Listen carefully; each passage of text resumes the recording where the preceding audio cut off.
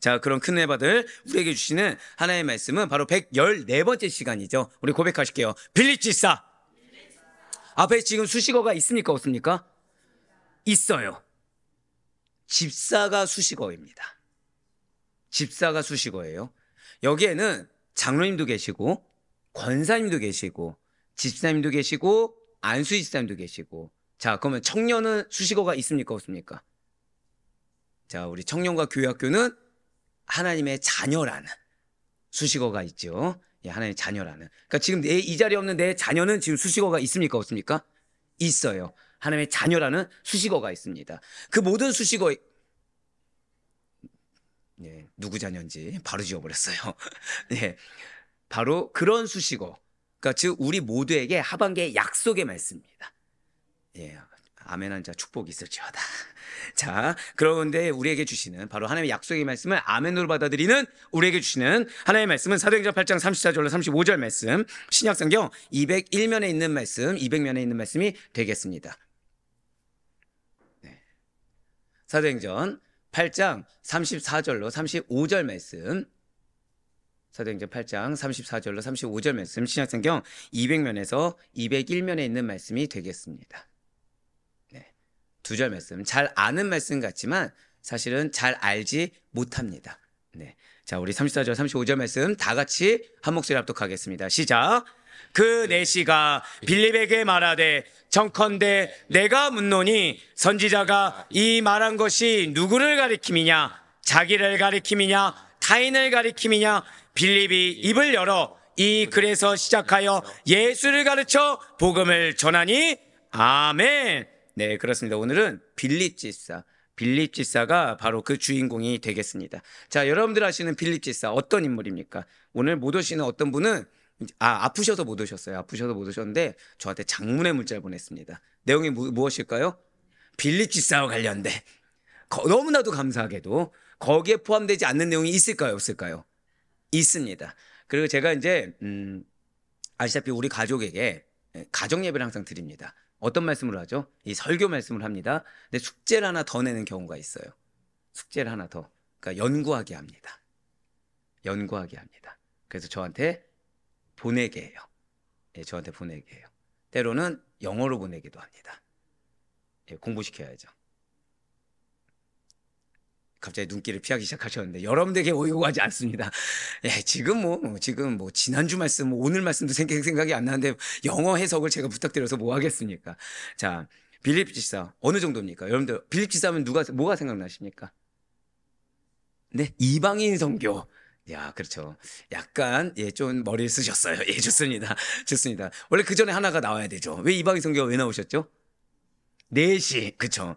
우리 기왕이면 내시라고만 하지 말고 에디오피아를 붙입시다. 에디오피아 내시. 또 뭐가 있습니까? 네? 네. 성경 말씀에 해박한 지식. 예. 아직까지는 그 문자 안에 있는 내용들이 다 나오셨습니다. 예, 사실 이 정도예요. 맞습니다. 대략 에디오피아 내시 정도가 떠오르고 그와 연관해서 다 에디오피아 내시와 관련된 내용이죠. 이방인 선교. 그 다음에 에디오피아 내시에게 뭘 해줬어요? 성경을 알려주었죠. 다 이 정도입니다. 사실 그다지 생각이 나지 않는 인물이 이 빌립이고, 아무래도 7 집사 중에 누가 제일 먼저 생각나요? 스데반. 왜 나머지 집사는 잘 생각이 안 나는 정도의 인물이 빌립이 맞습니다. 하지만 왜 오늘 성경 인물에 등장을 하겠습니까? 이 빌립 집사 역시 초대교회 7 집사 중에 하나는 맞지만 스데반 집사의 순교 이후에 등장한 매우 중요한 인물 중에 하나입니다. 더불어서 편견을 깬 인물이고요. 더불어서 하나님께 아멘으로 쓰임받는 것이, 특히나 한 번 더 고백하실까요? 나의 가정은 이미 쓰임받고 있습니다. 그거를 증명하는 인물이 바로 이 빌립입니다. 빌립은 우리가 가지고 있는 천편일률적인 고정관념을 깨는 인물로서 사람이 정하는 자리가 아니라, 사람이 계획해서 결정하는 자리가 아니라 하나님께서 보내시고 하나님께서 이끄시는 그 방법대로 순종해야 함을, 그리고 그러한 자에게 어떠한 은혜를 주시는지를 보여주는 인물이 빌립 집사라는 것이죠. 한 번 더 고백하실까요? 나의 마음에 간절함을 주께서 아십니다. 여러분 정말 이거 믿으십니까? 여러분들, 그래서 여러분들 간절함을 주님께서 지금 응답하십니까? 사실 지금 벌써 아멘이 몇 명 안 나오죠. 왜? 지금 내가 겪는 상황은 응답하지 않는 것 같아요. 내가 겪는 상황은 지금 문제는 계속 터집니다. 근데 문제 때는 계속해서 압박이 오는 거예요. 물질이 됐든 환경이 됐든 사람이 됐든 계속해서 압박이 옵니다. 근데 해결책이 보이시나요? 안 보이시나요? 전혀 보이지 않는 거예요. 차라리 해결의 실마리가 뭐라도 하나 보이면 요걸 통해서 응답하시겠구나 라고 해서 내가 그냥 의심차고 믿겠는데 이 해결의 실마리조차 보이지 않는 거죠. 근데 문제가 있습니다. 여기서 또 지금 하나님께서 내 상황과 맞지 않는 일견 들었을 때 생뚱맞은 말씀을 주시는 거예요. 일견 들었을 때 전혀 맞지 않는 명령 같은 거를 나에게 주신다는 거죠. 순종해야 됩니까? 안 순종해야 됩니까? 순종은 해야 되겠는데 지금 집중하지 못하는 거예요. 방금 뭐라 말씀드렸죠? 집중이 안 되는 거예요. 그 말씀도 집중이 잘 안 됩니다. 더불어서 그 사명에도 집중이 안 돼요. 왜요? 지금 중요한 문제가 여기 있는데 지금 나는 이게 해결돼야 되는데 지금 하나님은 나에게 전혀 다른 명령, 전혀 다른 지금 메시지를 지금 주고 전혀 다른 사명을 주시는 것 같거든요. 자, 그런데 하나님 왜 주실까요? 우리 한 번 더 고백하실까요? 이유가 있습니다. 이유가 있다는 거예요. 그 모든 것이 앞서 말씀드린 대로 지금 주님께서 나뿐만 아니라 나를 통해 이루고자 하시는 당신의 뜻하심에 대한 포석이라는 거죠. 여러분들, 하나님의 계획은 1차원이 아닙니다. 하나님의 계획은 다차원적으로 이루어짐을 잊지 마셔야 돼요. 오늘 빌립이 그걸 보여줍니다. 오늘 빌립이 그거를 보여줘요. 나와 지금 내 기도와 전혀 상관없는 것 같지만 사실 하나님은 곳곳마다 말씀하고 계시고 곳곳마다 인도하고 계시며 그래서 나의 하나 둘씩 계속해서 제거하심을 통해 그 뜻하심을 이루심을 보여주는 거. 그런데 놀랍게도 여러분들 솔직히 빌립 집사했을 때 제가 지금 계속해서 여러분들의 선포를 뭐하고 있죠? 여러분들 지금 선포 뭐하고 있습니까? 가정을 선포하고 있죠. 근데 여러분들 빌립 집사했을 때 가정 떠오릅니까? 안 떠오릅니까? 전혀 안 떠오르죠.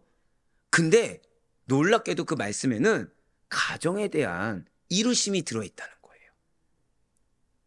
가정을 그냥 이룬 것도 아니고 놀랍게 가정을 쓰신 것이 드러나 있다는 거죠. 그 이전 말씀에 가정이 있습니까? 없습니까? 여러분들 보신 적 있나요? 없나요? 한 명도 없죠. 당연합니다. 당연해요. 근데 놀랍게도 가정이 어떻게 됐다고요? 쓰임받습니다. 그것도 사역자처럼 쓰임받습니다. 예, 맞습니다. 지금 하나님께서는 내가 정하고 내가 정하는 대로 움직이는 자가 아니라 하나님께서 보내주시는 자리, 하나님께서 명령하시는 대로 순종하는 것이 어떠한 은혜를 받는지를 보여주는 것이 바로 빌립 집사입니다. 그렇습니다. 빌립 집사는 스데반처럼 순교하지 않았습니다. 마치 여러분과 저처럼 나는 지난주에 너무 어려워서 순교와 같은 마음이지만 실제로 순교했습니까? 안 했습니까? 순교하지 않았죠. 그냥 마음만 어려울 뿐이에요. 마음만 답답할 뿐이고 마음만 조급할 뿐입니다. 그런데도 불구하고 오히려 쓰임받을 수 있다는 거예요. 예, 맞습니다. 빌립 집사는 스데반처럼 순교하지 않았습니다. 하지만 스데반의 순교 이후에 더 거세진 핍박을 피해서 사마리아 지역으로 가게 됩니다. 그리고 바로 여기 사마리아 지역에서 스데반과 같은 열정으로 복음을 전파하여 초대교회 이방인의, 한번 고백하실게요, 이방인의 첫 선교사. 우리 한번 더 고백하실까요? 나의 가정의 첫 선교사는 나입니다. 그 정도를 가지셔야 돼요. 우리 어머니 아버지 믿으셨는데요? 아니요, 죄송하지만 나로 인해 사역의 장이 바뀐다라는 포부가 있으셔야 됩니다. 나로 인해 지경이 달라진다라는 그 정도 믿음의 포부가 있으셔야 된다는 거예요. 하나님이 여러분들을 그냥 쓰고자 하시는 것이 아니에요. 그냥 단순히 모두 다 같이 손잡고 예배 드리는 거 이 정도 위해서 쓰시는 것이 결코 아닙니다. 하나님께서는 여러분들 통해 갈아엎길 원하신다는 거예요. 예, 맞습니다. 빌립은 이방인의 첫 선교사. 큽니까? 작습니까? 엄청 크죠? 근데 순교를 하지 않았어요. 근데 그렇게 쓰임받았어요. 무엇을 통해? 순종을 통해. 뿐만 아니라 에티오피아 여왕 간다게 네시에게 세례를 주어 보냄으로 말미암아 최초의 선교사 파송자가 되기도 한 인물이 바로 빌립 집사입니다. 순교를 하지 않았어요. 그런데 이방인 첫 선교사이자 최초의 선교사 파송자가 되는 것. 자, 여러분들이 얼마나 지금 대단한 사명을 가졌는지 조금 감이 오십니까? 여러분들 통해 여러분들의 가정은 갈아엎힐 거예요. 여러분들 통해 진실로 믿음이 없는 가정은 믿음이 있게 될 것이고, 믿음이 외식주의자의 믿음처럼 틀만 있던 가정은 완벽하게 깨져서 제대로 마치 선교사가 나오는 것처럼, 사역자가 나오는 것처럼 여러분들로 인해 참된 제자, 거듭난 제자가 생겨남을 잊지 마시길 바래요. 하반기에 그걸 이루길 원하시는 거예요. 저는 오늘 여러분들이 무지하지 않길 소망합니다. 저는 오늘 여러분들이 아둔하지 않길 바래요. 오늘 여러분들이 단 한 명도 영적으로 조는 자들이 없길 바랍니다. 왜요? 오늘 대놓고 말씀드릴까요? 여러분들의 가정을 위한. 근데 이 자리에서도 갭이 벌어질 겁니다. 근데 제 이 말이 틀리길 바래요. 단 한 명의 어떠한 갭이 벌어짐이 아니라 모두 다 수혜자가 되길 바랍니다. 네, 그렇습니다. 오늘 빌립이에요. 이러한 빌립의 이름의 뜻은 말을 사랑하는 자, 말 타는 걸 사랑하는 자, 바로 그런 뜻입니다. 신약에서는 4명의 빌립이 등장하는데 빌립 헤롯 1세와 빌립 헤롯 2세, 그리고 사도 빌립과 오늘 주인공인 집사 빌립이 그 4명 중에 인물이 되겠습니다. 그 가운데 우리가 오늘 바라보는 이 빌립 집사는 복음서에서는 등장하지 않은 빌립으로서 사도행전에서만 나타나게 되는데, 초대교회가 최초로 안수하고 세운 7 집사 명단에서 스데반 다음으로 등장하는 인물이 바로 이 빌립입니다. 그는 앞서 말씀드린 대로 스데반의 죽음과 함께 시작된 이 박해, 그러니까 이전과는 전혀 다른 그 박해, 그 강도가 다른 박해를 피해서 사마리아로 달아나지만 스데반의 못지않은 권능과 열정으로 복음을 전파하여서 열매를 거두게 됐다는 거예요. 자, 박해를 피해 뭘 했어요? 도망을 쳤어요. 어쩌면 여러분들이 이 사명 앞에 도망친 자일 수 있습니다. 사명 앞에 모르는 척한 자일 수도 있고, 현실의 문제 앞에 타협한 자일 수 있습니다. 고백하실게요. 하나님께서는 버리지 않으셨습니다. 예, 맞습니다. 설령 그렇다고 하더라도 하나님께서는 여러분들을 버리지 않으셔 뭐를 주신다는 거예요? 절대 고백하실게요. 나에게 권능을 주셨습니다. 나에게 열정을 주셨습니다. 그렇습니다. 그걸 통해서 뭘 거두게 하신다고요? 한 번 더 고백하실게요. 반드시 열매 맺게 됩니다. 자, 그 사실 기억하시면서 그럼 먼저 사도행전 8장 1절부터 5절까지의 말씀을 먼저 보도록 하시겠습니다. 사울은 그가 죽임당함을 마땅히 여기더라. 그날에 예루살렘에 있는 교회에 큰 박해가 있어 사도회에는 다 유대와 사마리아 모든 땅으로 흩어지니라. 경건한 사람들이 스데반을 장사하고 위하여 크게 울더라. 사울이 교회를 잔멸할세 각 집에 들어가 남녀를 끌어다가 옥에 넘기니라. 그 흩어진 사람들이 두루다니며 복음의 말씀을 전할세 빌립이 사마리아 성에 내려가 그리스도를 백성에게 전파하니. 아멘. 오순절, 이 순서를 계속해서 기억하셔야 돼요.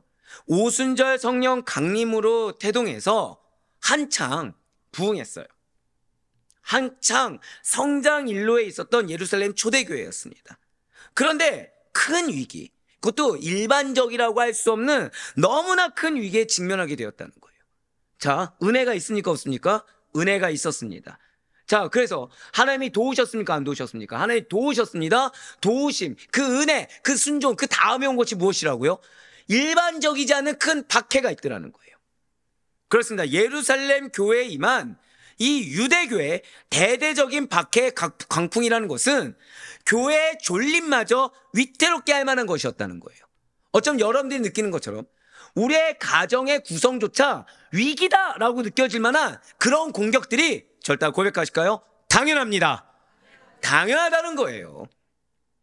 우리가 말씀에 순종하고 사명에 순종하면서 하나님이 말씀을 주시고 성령께서 도우심을 느끼면서 확고하게 내 그 비전을 가지고 나아갈 때 진짜로 이 박해라는 거, 근데 내가 감당할 수 없을 만큼 위기감, 압박감, 절망감, 낙심감을 느끼면 박해라는 것은 어떻다고요? 당연하다라는 것이죠. 하지만 예루살렘 초대교회에 불어닥친 이 박해의 대강풍이라는 것은 타오르던 복음의 불길을 소멸시키지는 못했다는 것입니다. 절대 고백하실게요. 나를 향한, 가정을 향한 약속의 능력은 사그라지지 않습니다. 이걸 기억하셔야 된다는 거예요. 맞습니다. 오히려 예루살렘 초대교회에 대한 유대교의 박해는 결과적으로 복음의 불꽃길을 그 사방으로 확산시키는, 사방으로 확대시키는 열매를 얻게 되었다는 것이죠. 우리 한번 더 고백하실까요? 나의 고난은 확대되는, 증축되는 열매를 낳게 됩니다. 바로 그걸 기억하셔야 돼요. 무엇만 놓치지 않으면, 믿음만 놓치지 않는다고 한다면 미혹에 넘어가서는 안 돼요. 타협해서도 안 됩니다. 핑계대서도 안 돼요. 끝까지 순종하며 약속을 붙드는 것을 놓쳐서는 안 됩니다. 중간에 내 마음을 어렵게 할 만한 위기 있어요, 없어요? 있을 수 있다는 겁니다. 근데 그거는 흔들리라고 주는 위기가 아니라 그 위기를 믿음으로 이겨냈을 때, 그 고난을 믿음으로 내가 순종하며 이겨냈을 때, 이때 나는 있어야 됩니까, 없어야 됩니까? 나는 없어야 되겠죠. 내가 있기 때문에 위기는 더 크게 다가오는 겁니다. 내가 없고 그냥 그 약속만 있을 때 이것은 오히려 더 큰 열매를, 그것도 더 풍성한 열매를, 더 준축되는 열매를 낳게 된다는 거예요. 왜냐하면 지금 박해를 피해 흩어진 성도들이 가는 곳곳마다 박해가 있었기 때문에 내가 그것을 포기하고 내가 의기소침한 것이 아니라 오히려 가는 곳곳마다 복음을 전파했다는 것이죠. 한 번 더 고백하실까요? 끝까지. 사명이 우선입니다. 바로 그거예요. 내가 해야 될 것을 해야 된다는 거죠. 내가 지금 사명을 전해야 되는데 내 마음이 어려워요. 기도해야 됩니까? 사명을 전해야 됩니까?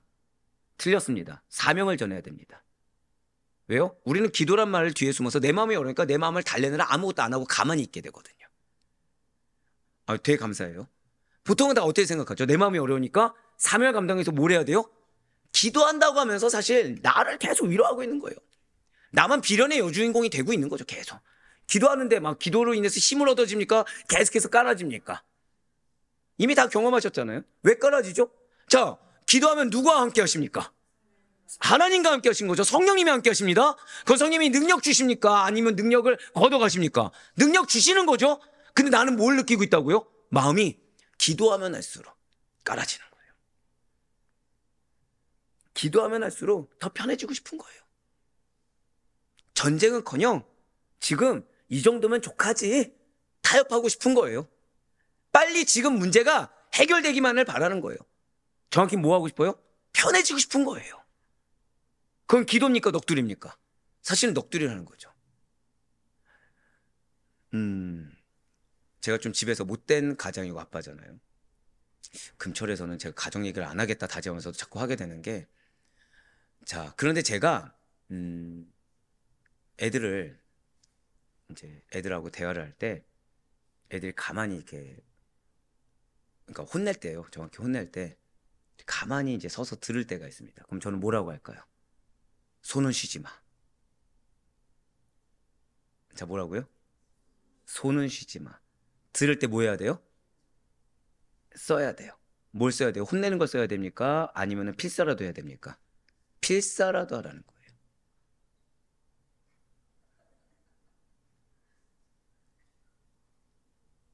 한 번 더 고백하실까요? 해야 될 것은 쉬어서는 안 됩니다. 그겁니다. 모토입니다. 모토입니다. 해야 될 거는 쉬어서는 안 됩니다. 지금 여러분들 초대교회 성도들이 박해를 피해 도망갔습니다. 상처를 받았습니까? 안 받았습니까? 상처를 받았죠. 근데 누구의 박해였다고요? 아니, 너무 한 명만 지칭하지 맙시다. 야, 우리는 한 명을 타겟팅하면 안 돼요. 네네. 이러면은 막 사울만 다 못된 인간의 모든 거 가진 것 같지만, 자, 죄송합니다. 제 질문이 잘못됐네요. 어디에 박해를 받았습니까? 유대교입니다. 여러분, 유대교면은 같은 동족입니까? 남입니까? 동족이죠. 그럼 마음에 상처가 있을까요, 없을까요? 이렇게 생각하시면 돼요. 여러분들의 가족이 여러분들이 교회 다니는 이유로 여러분들을 박해하다 못해 내쫓은 거예요. 너 집 나가! 예수 믿을 거면 집 나가! 이런 거예요. 너무 옛날 얘기를 했구나. 80년대 정도에서 이 얘기 했으면 막 주여! 막 이랬을 텐데. 지금 뭐 그럴 일 없으니까. 근데 문제는 진짜 내쫓은 겁니다. 진짜 내쫓은 거예요. 왜 우리 김석 교수님 얘기 들으셨잖아요. 예수 믿으니까 어떻게 했어요? 내쫓았잖아요. 예. 저는 사실 실감이 됩니다. 알다시피 저희 집이 상처가 좀 있었잖아요. 믿음을 누가 지키고 계셨죠? 어머니가 지키고 계셨죠? 이거 우리 아버지가 보면 안 되는데. 아버지의 극심한 말 중에 하나가 뭐예요? 첫 번째, 너 교회 다닐 거면 나가. 근데 어머니 나갑니까? 안 나갑니까? 굳건히 집을 나가는 게 아니라 교회를 다니고 계셨죠? 그러니까 나중에 탈반이 뭐예요? 그 치읓자 들어가는 그 교회만 빼고 다른 데 가! 라고 했습니다. 어떻게 하셨을까요? 굳건히 거길 나가는 거죠. 자, 제가 사명을 받았습니다. 처음에 목사 하라고 헤어하지 말라고요. 절대 하지 말라고 하셨죠. 근데 굳건히 하니까 결국 뭐가 나와요? 그 교회만 아니면 된다 했는데 첫 시작이 어디예요? 그 교회인 거죠. 그런데 박해는 그 순간에 엄청난 위기인 것 같지만 한 번 더 고백하실까요? 고난은 그 순간뿐입니다. 자, 지금 중요한 건 고난은 그 순간뿐이에요. 근데 문제는 그 시간만큼의 내 분량이 있습니까 없습니까? 고난받는 순간만큼 분량이 있습니다. 근데 내가 그 고난받는 순간만큼 내 마음이 어려워가지고 내가 가만히 있었던 거예요. 이거 남이 해줍니까? 내가 해야 됩니까? 내가 해야 되죠. 왜? 사명을 누가 받았으니까? 내가 받았으니까. 그러니까 가족에게 누구에게 내가 공격을 받았냐가 중요한 것이 아니라 지금 이 시간 내가 누구와 동행하느냐, 지금 이 시간 내가 무엇을 하고 있냐가 중요하다는 거예요. 지금 이 초대교회 성도들은 상처를 받았습니다. 믿었던 자들이에요. 설마 한 거죠. 근데 그들의 박해가 일반적이지 않을 정도로 너무 극심했던 거예요. 상처를 받아서 고향터전을 버리고 떠났습니다. 자, 고향터전을 버리고 떠나면 여러분들 텃세 있습니까 없습니까? 제가 양구 갔잖아요. 마음을 여는데 6개월 걸렸어요. 마음을 여는데. 근데 제가 그때는 한창 열정이 불타올랐기 때문에 만나는 사람마다 웃으면서, 예, 굉장히 내향적인 사람이 외향적으로 막 이렇게 품어주면서 이렇게 해서 6개월 걸렸습니다. 어쩔 수 없죠. 텃세가 있을 수 있습니다. 그분들을 욕할 수 없어요. 왜요? 언제 왔다 언제 가는 또 부교육자인지 알고서 마음을 함부로 엽니까? 그렇죠? 그러면 이들 같은 경우에도 지금 지방을 갔습니다. 다 타지역을 갔어요. 텃세가 있습니까 없습니까? 게다가 여러분들 기억하시죠? 유대인들은 자부심이 있습니까 없습니까? 엄청 있죠? 그러니까 그동안 평소에 무시하던 자들인 거예요, 자기들을. 왜요? 다 똑같은 사람처럼 보일 거 아닙니까?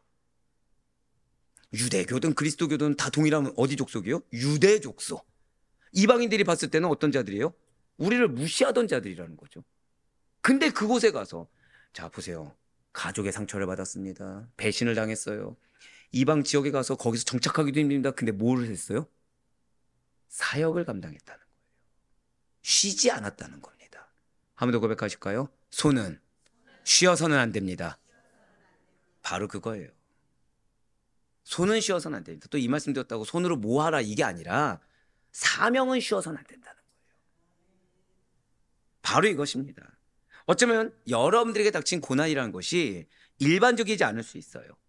전혀 계산이 서지 않는 것일 수도 있고, 이 해답은커녕 막막하다 못해 포기하는 것, 그냥 내려놓는 것이 당연하다라고 마음 여겨지는 것일 수가 있다는 것입니다. 그러나 잘 기억하셔야 돼요. 만일 여러분들이 약속을 기억하고 붙들고 있다고 한다면, 정말 하나님의 나를 향한, 우리의 가족을 향한 뜻하심을 의심치 않고 있다고 한다면, 그래서 나는 없고 정말 그 약속의 말씀만 있고 하나님만 있는 믿음으로, 절대적인 믿음으로 순종하고 있다고 한다면, 그 고난이라는 것은, 그 박해라는 것은, 그 어려움이라는 것은, 그 낙심이라는 것은 반드시 지경을 넓히게 되는 은혜의 열매로 다가오게 된다는 사실을 놓치지 마시길 바랍니다.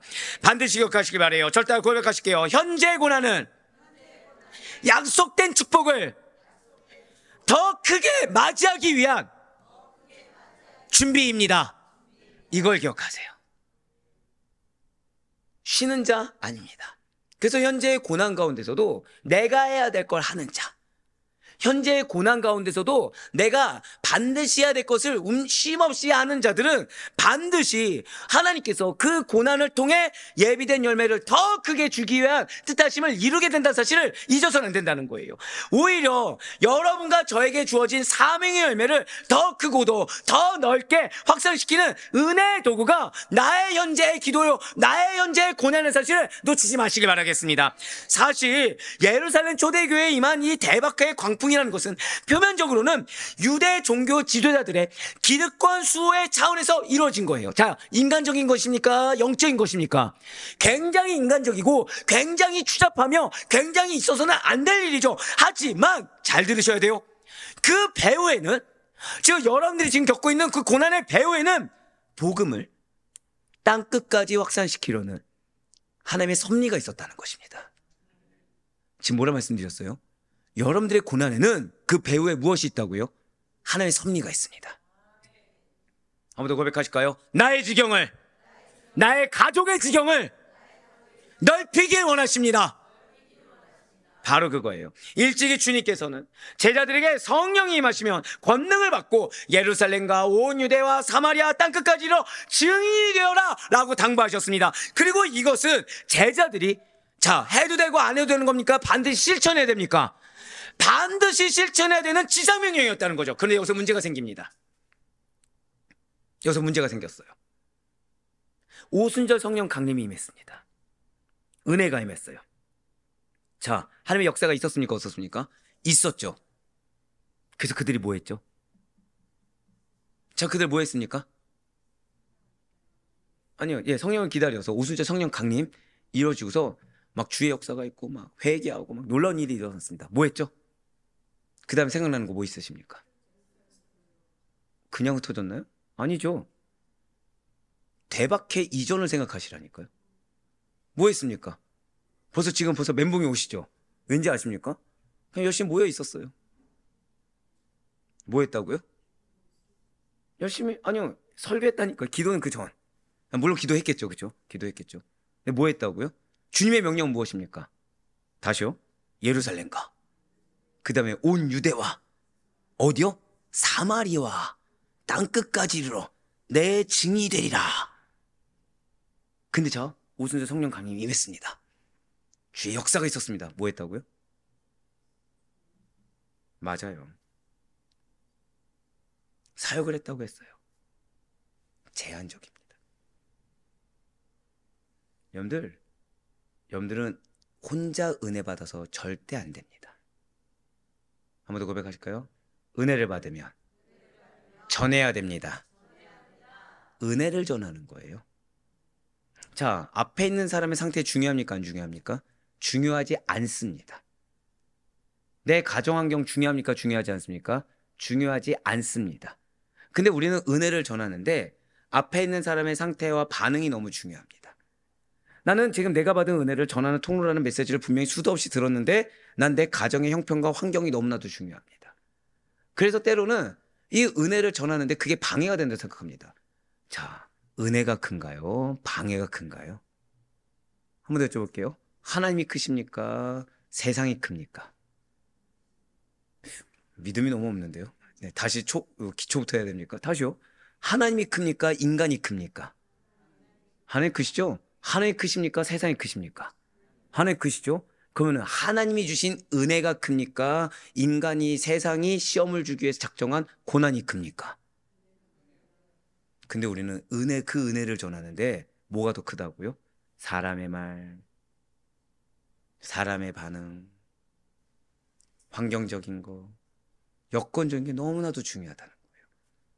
그러니 지금 주님은 여러분들의 가정을 통해 확산하길 원하시는데 난 지금 어디에 머물러 있어요? 우리 가족은 준비가 안 됐어. 지금 아직 나도 준비가 안 됐어. 그래서 뭐 하고 있어요? 가만히 기도만 하고 있다는 거예요. 방금 뭐라 말씀드렸습니까? 그러니까 여러분들의 문제는 기도하지 않아서 문제가 아닙니다. 여러분들의 문제는 말씀을 안 붙들어서 문제가 아닙니다. 우리의 문제는 약속이 없어서 문제가 아니에요. 아이러니한 것은 붙들고 가만히 있어서 문제입니다. 붙들고 움직인다고 하지만 내가 받은 은혜만큼 움직입니까? 아니면 계산하면서 움직입니까? 계산하면서 움직이는 거예요. 은혜만큼 움직이십니까? 눈치 보면서 움직이십니까? 눈치 보면서 움직이고 있다는 거죠. 담대하지 못하는 거예요. 말로는 주의 역사를 믿습니다. 우리 가정은 하나님의 가정입니다. 하는데 내 자녀와 배우자 앞에 가면은 갑자기 마음이 두근반세근반. 여기서 난 두근반세근반으로 그래도 열심히 인내하고 말을 걸었습니다. 앞에서 돌아오는 것은 선인가요? 악인가요? 내가 받아들였을 때 어떤 돕기 어린 말, 어떤 연약한 말, 이게 딱 다가오는 거죠. 그러니까 마음이 갑자기 어떻습니까? 심히 어려워지는 거죠. 그럼 나는 지금 그 사람을 상대할 때 갑자기 어떤 마음이 돼요? 내가 지금 얼마나 인내하고 이 자리에 섰는데, 내가 지금 얼마나 참아가면서 이 자리에 섰는데, 내가 지금 얼마나 선한 의도를 가지고 지금 너에게 은혜를 끼치기 위해서 이 자리에 섰는데 기껏 돌아온 말이 이런 말이야 하면서 갑자기 내가 어떻게 돼요? 은혜의 통로가 아니라 저주의 통로가 되어가는 거죠.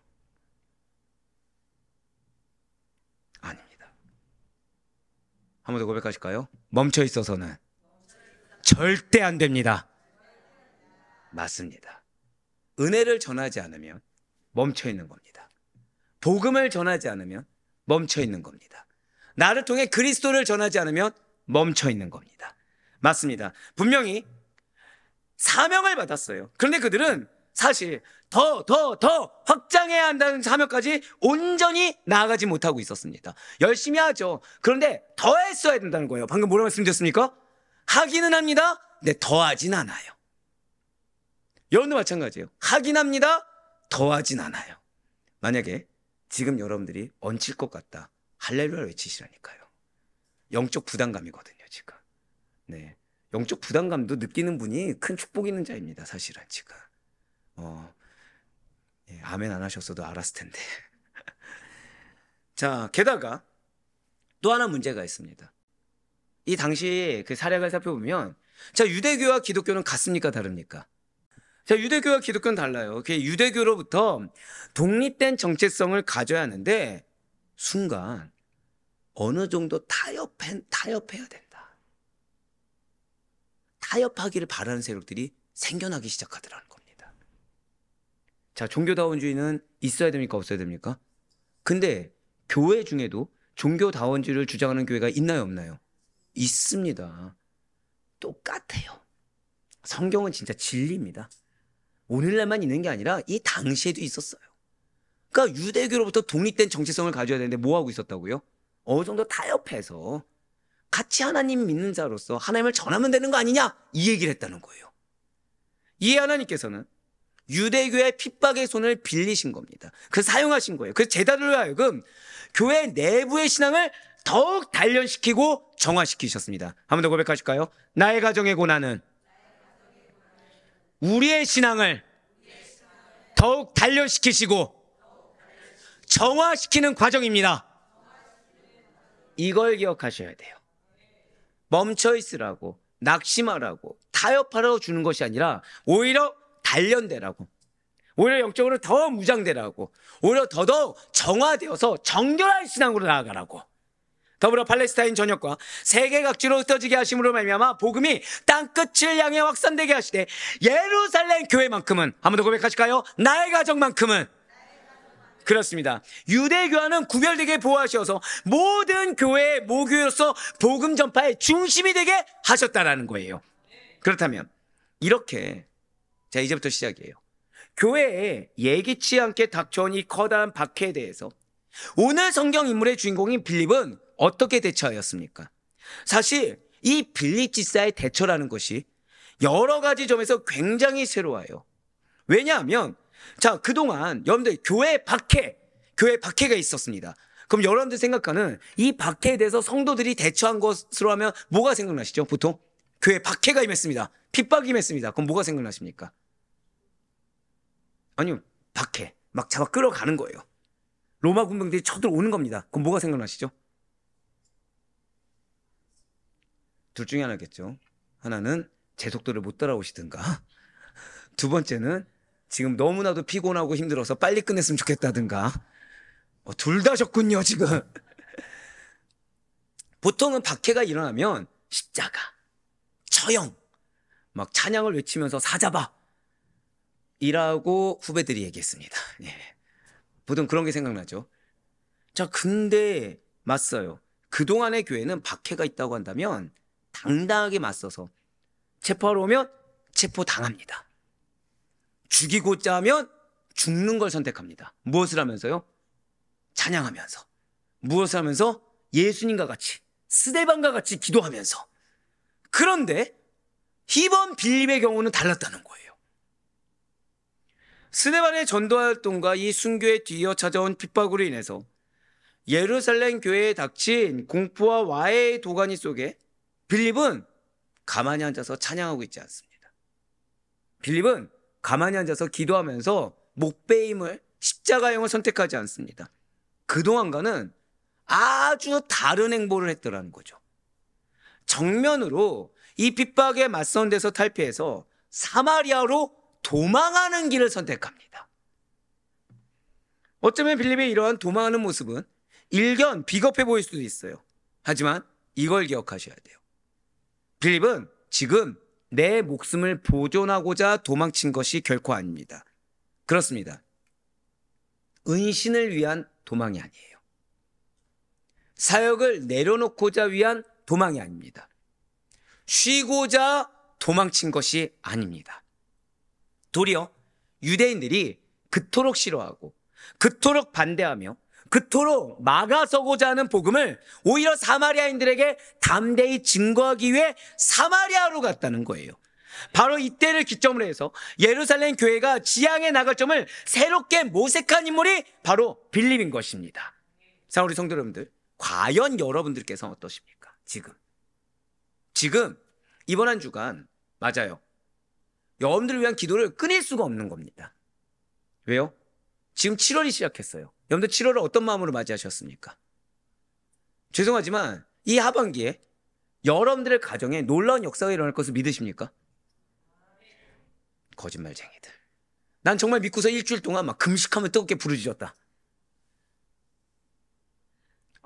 예. 한 명도 없죠, 사실은.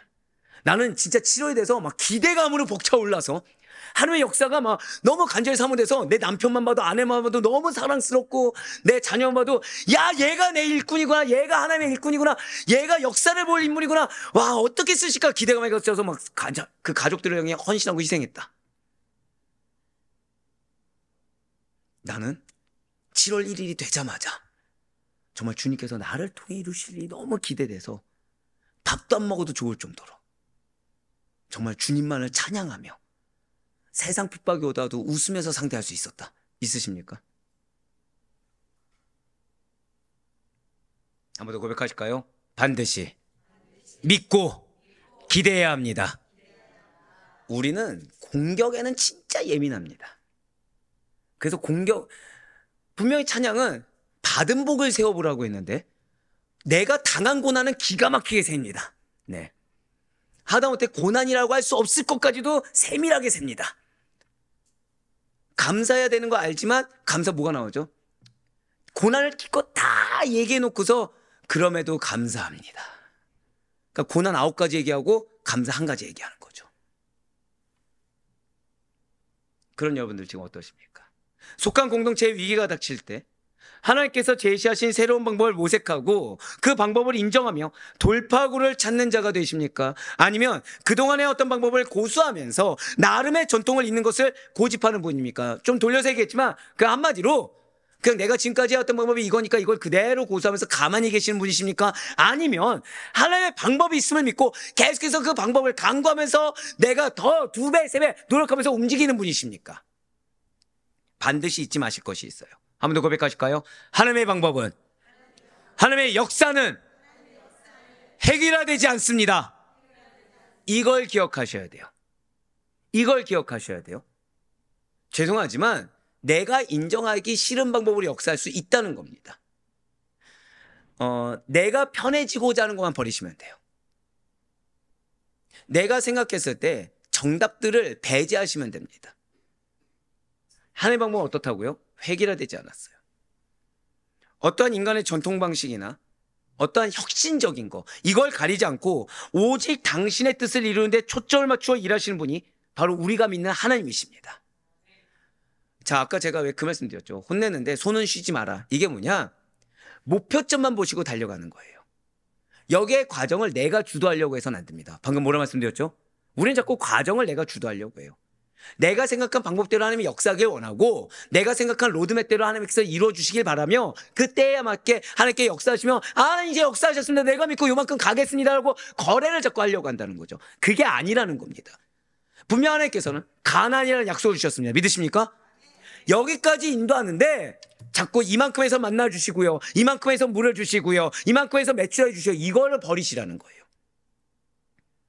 하나님께서는 당신의 방법대로, 그것이 혁신이 될 수도 있고 그것이 전통이 될 수도 있고 당신의 뜻하신 대로 인도하신다라는 거예요.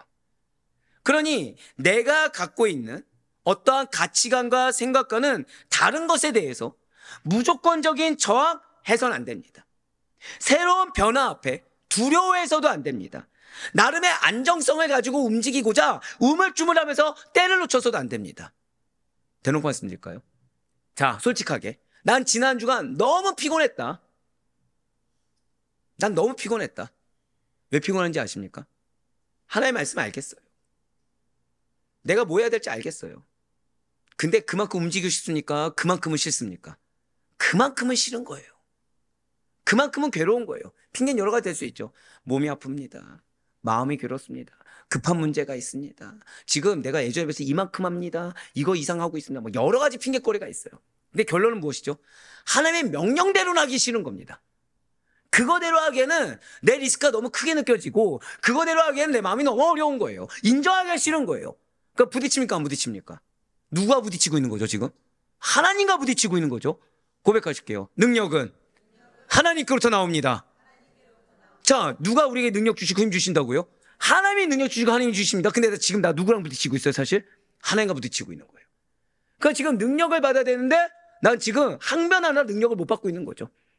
은혜를 받고 힘을 받고 당시의 역사를 받아야 되는데 하나의 방법론에 대해서 항변하느라 하나님의 때에 대해서 항변하느라 정작 받아야 될 거 받지 못하고 그러면서 지금 중요한 게 있어요. 지금 이 시기가 하나님의 역사를 경험할 시기인데 나는 뭐하고 있어요? 싸우고만 있는 거예요 계속. 그러니까 하나님께서는 순종하는 그 길목 가운데 분명히 우리에게 약속 주셨죠. 한번 고백하실게요. 나에게 이른 비와 늦은 비가 있습니다. 자, 이 정도만 해도 감사해요. 그렇지. 이런 반응만 해도 감사합니다. 자, 이른 비와 늦은 비가 있는데 이 이른 비와 늦은 비는 하나님께서 내가 요만큼 걸어갔을 때 여기서 딱 준비해 놓으신 거예요. 근데 이만큼 걸어가기 전에 내가 뭐 하고 있어요? 항변하고 있는 거죠. 예를 들어서 자전거를 타고서 열심히 페달을 밟아야 요만큼 갈 수 있는 때를 정하셨는데 지금 이 자전거를 타고 가는데 안장이 불편합니다. 도로가 지금 비포장입니다. 항변하느라 서서히 가는 거예요. 서서히. 그럼 이 때에 맞춰서 도착을 합니까? 못합니까? 못하죠. 그러니 여기에서 주시는 은혜를 내가 지금 받아요? 못 받아요? 못 받고 그만큼 시간만 허송세월 보내면서 힘들기만 한 거예요. 그러니까 당연히 피곤하겠죠.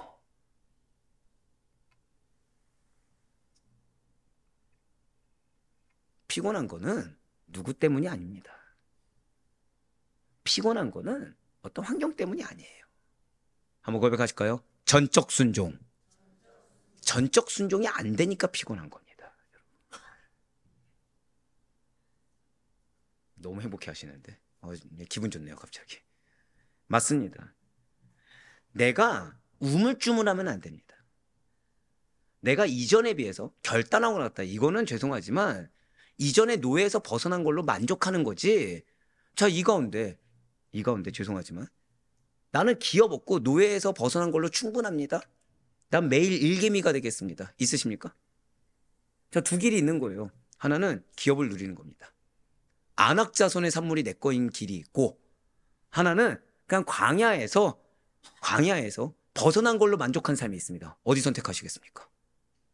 자, 난 2번을 선택하겠다. 한번 손 들어보시죠. 있습니까? 아무도 없어요. 우리 중에 그런 자는 아무도 없습니다. 근데 뭔지 아세요? 여기서 중요한 건 설마 이렇게 내버려 두실까? 이게 사단이 주는 마음입니다. 설마 이렇게 내버려 두진 않겠지. 이게 사단의 마음입니다. 하나님은 신실하신 분이십니다. 근데 그 신실은 나의 죄악됨과 나의 불순종의 신실하심이 아니라 당신의 말씀에, 당신의 약속에 신실하신 분이십니다. 그래서 하나님께서는 이 약속을 위해서 지금도 신실하게 이끄시는 거지. 그래서 그 방법 중에 하나가 뭐예요? 내가 불순종한 만큼 경험하게 하시는 거예요. 방금 뭐라 말씀드렸죠? 불순종한 만큼 경험하게 하시는 겁니다. 불순종하면 내가 맞이할 건 뭐예요? 피로도밖에 없어요. 공고함밖에 없습니다. 마음의 어려움밖에 없습니다. 방금 뭐라 말씀드렸습니까? 불순종의 결과 무엇이라고요? 피로도, 곤고함, 어려움. 이거 극복할 수 있는 거 딱 하나입니다.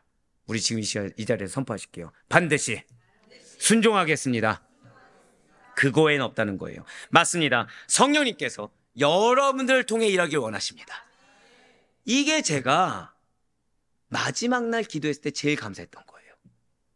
그럼에도 불구하고 성령님께서는 여러분들을 통해 일하길 원하시고 여러분들 통해 가정을 변화시키길 원하시며 여러분들 통해 주변에 믿는 가정을 갈아엎길 원하십니다. 그에 대해서 이 나라를 변화시키길 원하시는 거고 그에 더해 이 세대를 변화시키길 원하시는 거예요. 맞습니다. 그러니 성령님께서 정말 나를 통해 이루어지고자 하신다고 한다면 그것이 내가 기존에 해오던 방식이나 사고를 뛰어넘는 것이라고 하더라도 그래서 걱정이 한가득이고 내 계산으로는 아무런 답이 나오지 않는다고 하더라도 즉시로 수용하고 즉시로 받아들일 수 있어야 돼요. 실제로 빌립지사가 그러했다는 것입니다. 자신을 인도한 성령의 뜻하심을 따라 전도한 평신도 선교사가 바로 빌립지사였다는 거죠. 사랑하는 성도 여러분들, 이걸 잊지 마시길 바라요.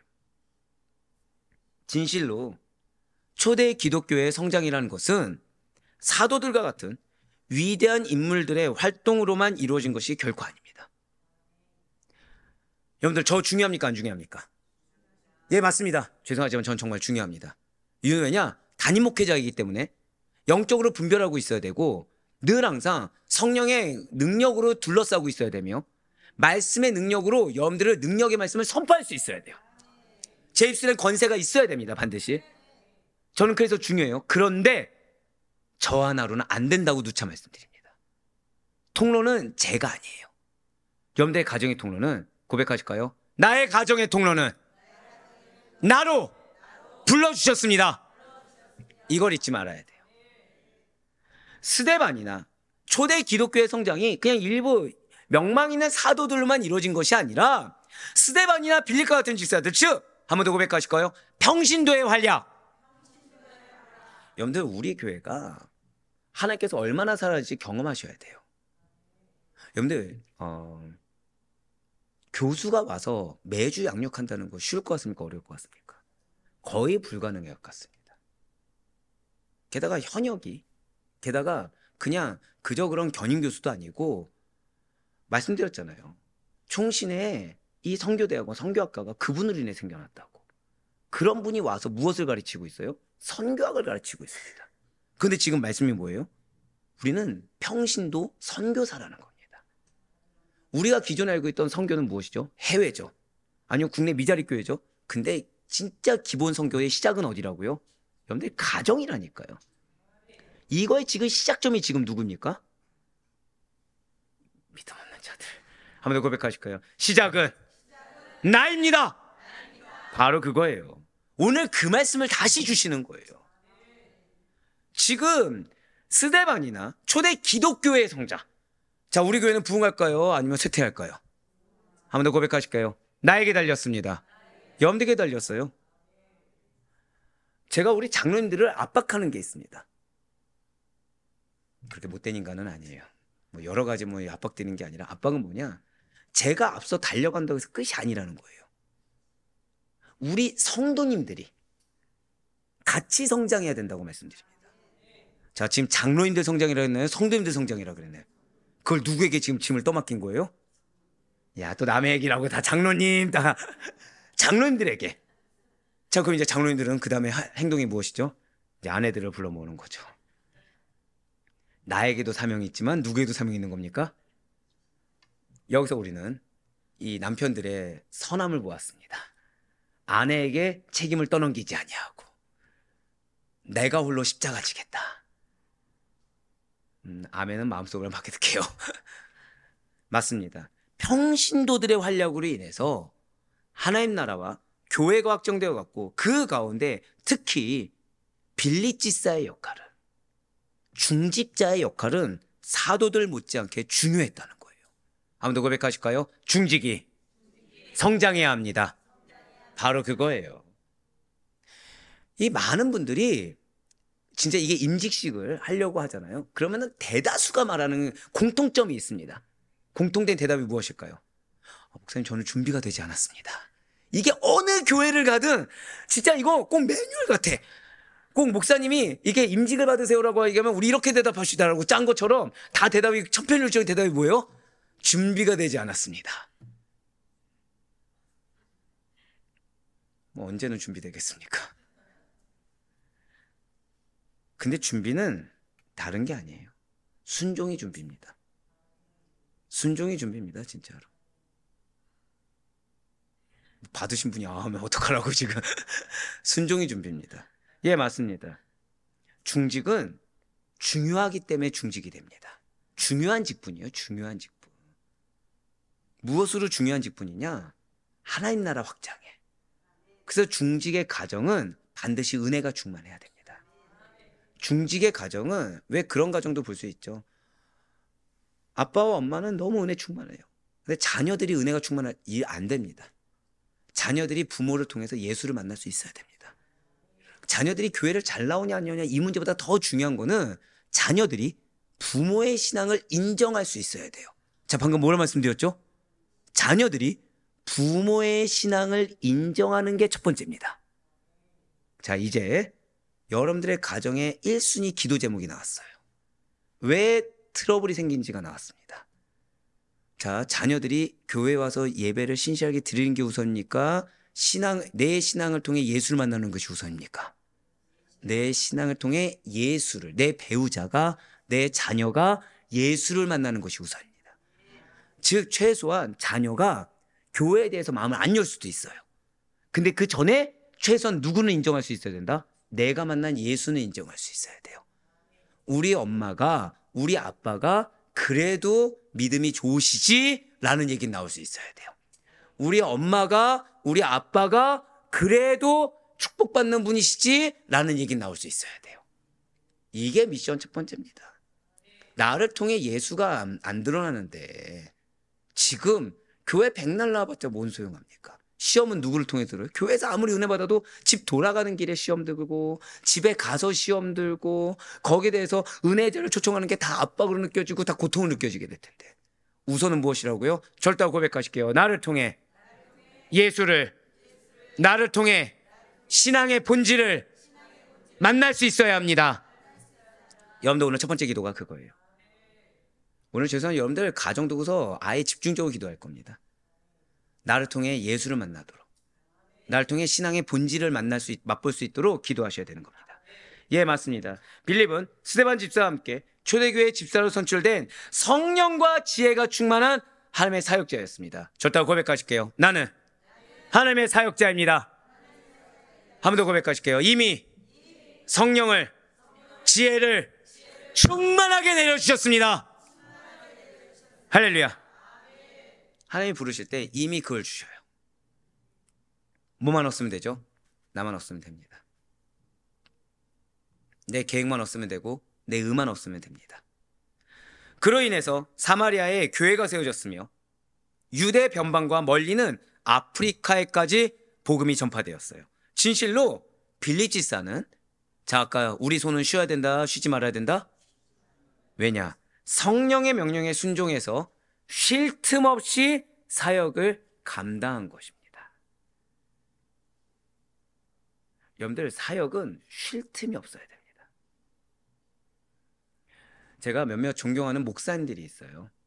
물론 다 훌륭한 목사님들이지만 그 중에 정말 존경하는 목사님들은 어떤 분들이냐면, 여러분들 저는 좀 특별한 것 같습니까? 아니면 저는 평범한 것 같습니까? 근데 제가 말씀드린 이제 그렇게 어디 신인 교수 워크숍이라든지 이런 데 가보잖아요. 저는 지극히 평범한 자입니다. 방금 뭐라 말씀드렸어요? 그분들은 갔다 와서 설교도 하시고 밤새 기도하시고 새벽 예배도 인도하시고 그러면서 또 일을 하시고, 그러니까 그분 앞에 가면 저는 어떤 자가 돼요? 지극히 평범한 자. 뭐 믿기 힘드시겠지만 나중에 들어보시면 아실 겁니다. 근데 그분들은 자신이 수고했다고 여기지 않습니다. 왜요? 그건 말씀대로 살았다는 거예요. 성령의 명령에 순종하니까 어떻게 사역을 했다고요? 우리 한 번 더 고백할까요? 쉴 틈 없이. 이게 정사입니다. 여러분들 피곤하다고 하셨죠? 감사하시라니까요. 쉴 틈 없는 게 당연한 겁니다. 주님, 나는 내가 이걸 원치 않았는데요? 원했으면 사명을 맡기셨겠습니까? 사명을 안 줘도 알아서 잘할 건데. 근데 문제는 내가 원치 않는 거기에 키가 있다는 거예요. 방금 뭐라 말씀드렸죠? 내가 원치 않는 거기에 키가 있는 거예요. 우리 가정의 축복에 대한 키. 한 명 하면 나왔네요. 가정의 변화와 성장에 대한 열쇠가 거기 있는 거죠. 근데 그걸 누가 해야 되는 거예요? 내가. 어떻게? 쉴 틈 없이. 그럼 불순종하면 할수록 쉴 틈 없이 하니까 몸이 힘드니까 안 힘드니까? 힘들죠. 근데 순종해야 무엇을 받을 수 있는 거예요? 은혜와 능력을 받을 수 있는 거예요. 지금 여러분들 입에서 오늘 제일 많이 나온 게 뭔지 아세요? 기도, 기도, 기도. 왜? 기도하면서 쉬고 싶거든. 기도하면서 위로받고 싶거든. 근데 오늘 설교는 그게 아닙니다. 한 번 더 고백하실게요. 이미 충만을, 능력을 주셨습니다. 그러니까 오늘 설교는 여러분들 죄송하지만 가만히 앉아 기도하라가 아닙니다. 빨리 움직이세요. 또 이 말씀 듣다가 갑자기 뛰쳐나가지 마시고, 오늘 죄송하지만 기도할 때 어떻게 하셔야 돼요?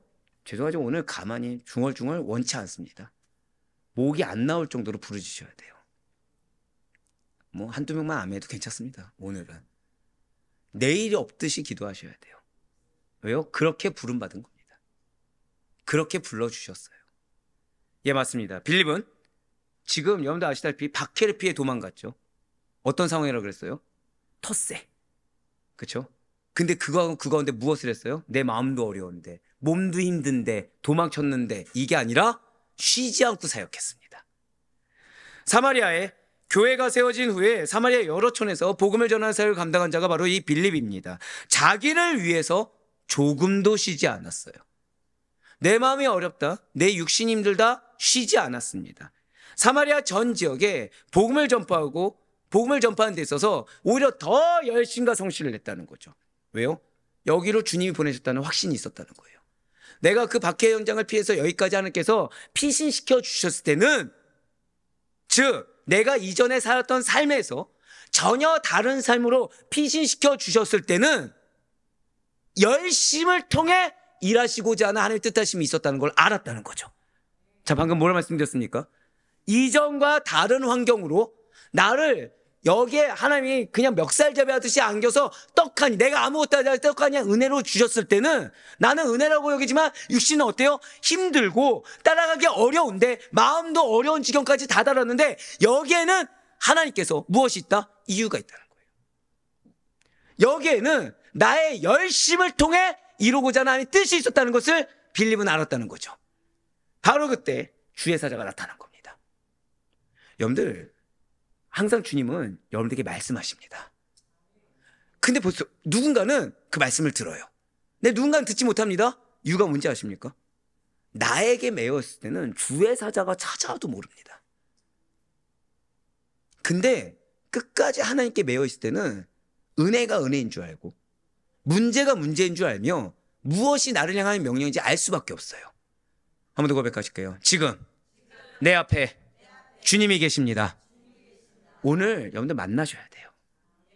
단 한 명도 없이 만나셔야 됩니다. 주의 사자는 빌립에게 가사로 내려가는 길까지 가라라고 명령합니다. 사도행전 8장 25절과 26절의 말씀 보시길 바라요. 두 사도가 주의 말씀을 증언하여 말한 후 예루살렘으로 돌아갈새 사마리아인의 여러 마을에서 복음을 전하니라. 주의 사자가 빌립에게 말하여 이르되 일어나서 남쪽으로 향하여 예루살렘에서 가사로 내려가는 길까지 가라 하니, 그 길은 광야라. 벌써 막막하시죠, 말씀이. 벌써 사마리아에서, 자, 지금 박해를 피해서 사마리아로 갔습니다. 여러분들, 근데 사마리아 사람들 유대인들의 인정을 받았다고 못 받았고요? 못 받았던 거 알고 계시죠? 사마리아인들 어떤 대접 받았는지 복음서에서. 거기에서 근데 쉴 틈 없이 복음을 전하는 평신도 선교사로서 빌립은 최선을 다했어요. 그런데 또다시 주의 사자가 기껏 나타나서 하는 말이 뭐예요?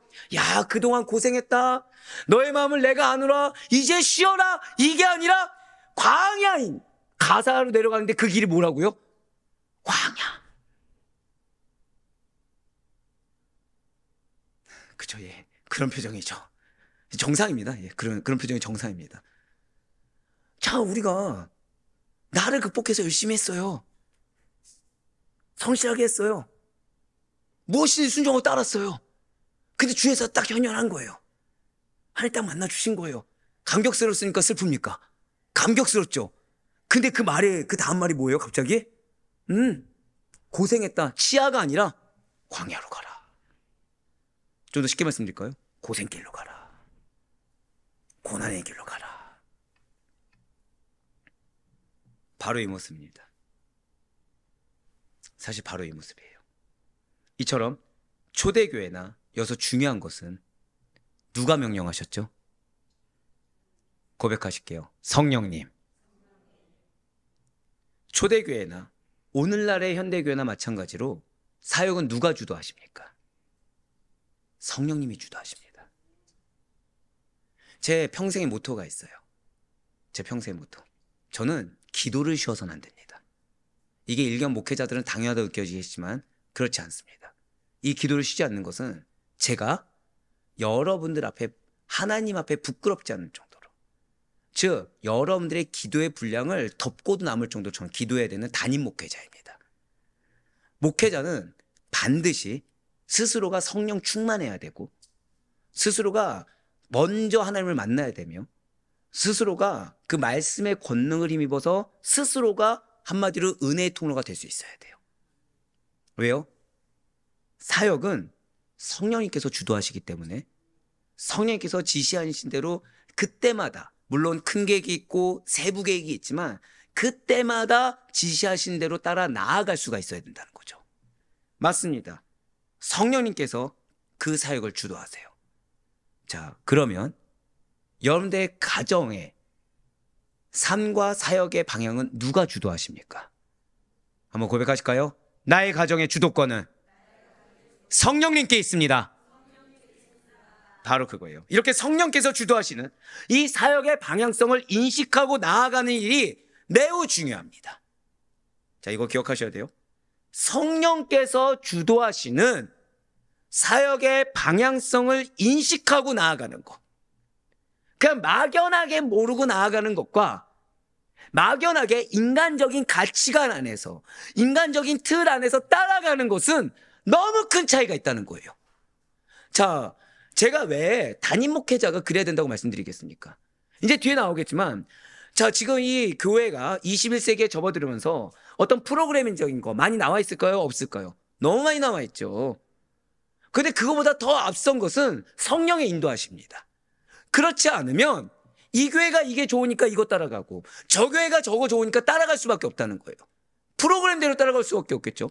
자, 여러분들의 가정, 지금 예를 들어서 이 앞에만 해도 집사님과 권사님의 가정 두 가정이 있는데 이 두 가정이 같습니까? 다릅니까? 다르죠. 근데 갑자기 이 권사님 가정 가운데 은혜가 갑자기 막 임한 거예요.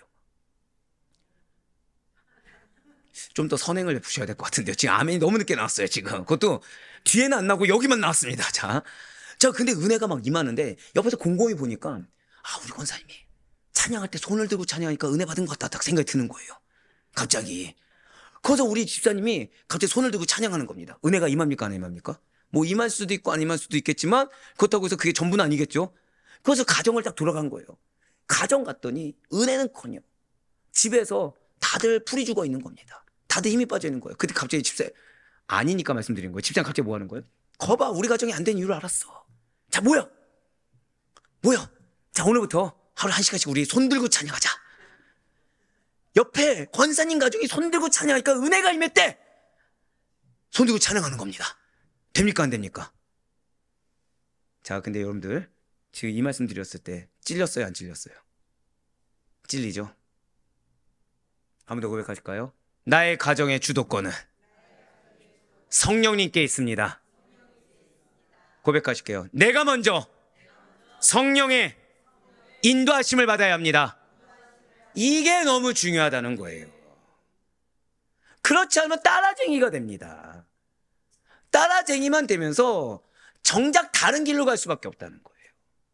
영적 리더는 반드시 성령 충만해야 됩니다. 영적 리더는, 죄송하지만 여기 지금 청년들도 있는데 한번 여쭤볼게요. 자, 영적 가장이 누구입니까?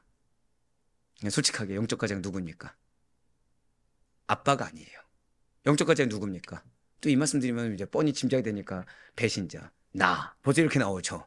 바로 그 자세가 필요해요. 권위를 무시하라가 아닙니다. 한 번 더 고백하실까요? 영적 책임감을 가져야 합니다.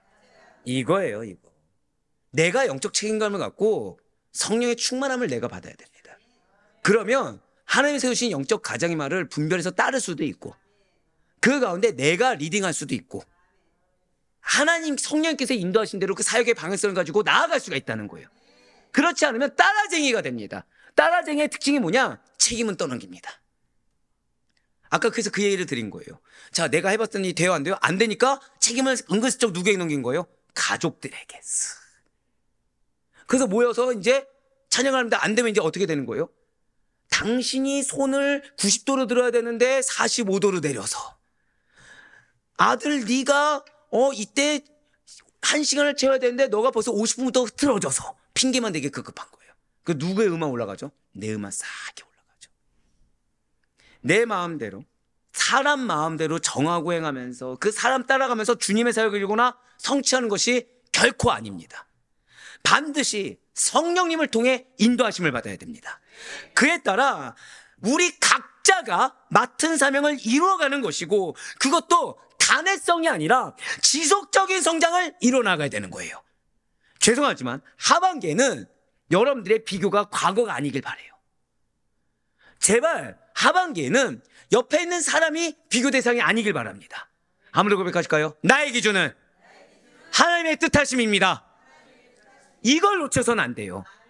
그렇지 않으면 어제보다 내가 1시간 더 일했으니까 이 핑계대에 숨어서 끝까지 발전할 수가 없어요. 끝까지 우리는 광야에 헤맬 수밖에 없고, 끝까지 내 마음은 공부하고 어려움고 피곤한 가운데 쌓일 수밖에 없다는 거죠. 절대 그래서는 안 됩니다. 지속적인 성장이 목표입니다. 여러분들도 경험하신 적이 있겠지만 사역을 하다 보면 조금 쉬고 싶을 때도 있고, 잠시 멈춰서서 그간의 어떤 사역들을 정리하고 매조지 지어야 할 필요성을 느끼실 때도 있을 거예요. 그런데 그때 중요한 것은 잘 들으셔야 돼요. 내가 그렇게 느끼고 내가 무엇을 원하느냐가 결코 아니라는 거죠. 우리의 각오 멈춤이 성령님께 달린 문제라는 거예요. 제가 너무 감사한 것은, 지금 제가 뭐 거론할 수는 없지만 제가 봤을 때는 결단해서 멈추고 컴백할 수 없는 환경에 있는 친구가 있었어요. 근데 그 친구가 쓴소리, 그냥 쓴소리를 오롯이 듣고서 다 포기하고서 다시 나의 자리로 컴백했습니다. 은혜가 있을까요, 없을까요? 여러분들 그걸 기억하셔야 돼요. 이게 진짜 은혜가 되는 게, 원래 내가 그 자리에 있는 것보다 하나님께서는 그렇게 결단해서 나온 자를 더 긍휼히 여기신 건 맞습니다. 또 그렇다고 해서 또 원래 갈 거를 갑자기 뒤로 돌아갔다 오면 좋아하시겠지, 그러지 마시고, 여러분들 결단이 그렇게 힘든 거예요. 하지만 힘든 거엔 가치가 있습니다. 오늘 결단하셔야 돼요. 오늘 나의 각오 멈춤이 성령님께 달려있다는 걸 내가 믿고 주님의 뜻에 순종하겠습니다라고 선포할 수 있는 우리가 되길 간절히 소망합니다. 분명 빌림이 없이도 쉴 틈 없이 달려왔죠. 환경 받쳐줬습니까? 안 받쳐줬습니까? 전혀 받쳐주지 않았어요. 사역을 열심히 하면 할수록 돌아온 건 박해밖에 없었고, 고난밖에 없었고, 트러블밖에 없었고, 답답함밖에 없었습니다. 근데 문제가 있어요. 지금 빌립은 세움을 받았습니까? 아니면 그냥 일반 평신도입니까? 평신도 가운데서도 세움을 받았죠. 마치 누구처럼요? 염대 가정처럼. 지금 문제가 있어요. 염대 가정 가운데 믿음 누구 있습니까? 야, 죄송합니다. 아이고. 나라고 안 나오죠, 지금. 왜요? 믿음은 그래도 내 자녀도 있고요, 내 배우자도 있고요. 좋아요. 질문을 받고 올게요. 하나님이 누구를 영적 지도자로 세우셨습니까? 야, 이렇게 힘없는 나가 나올 줄이야.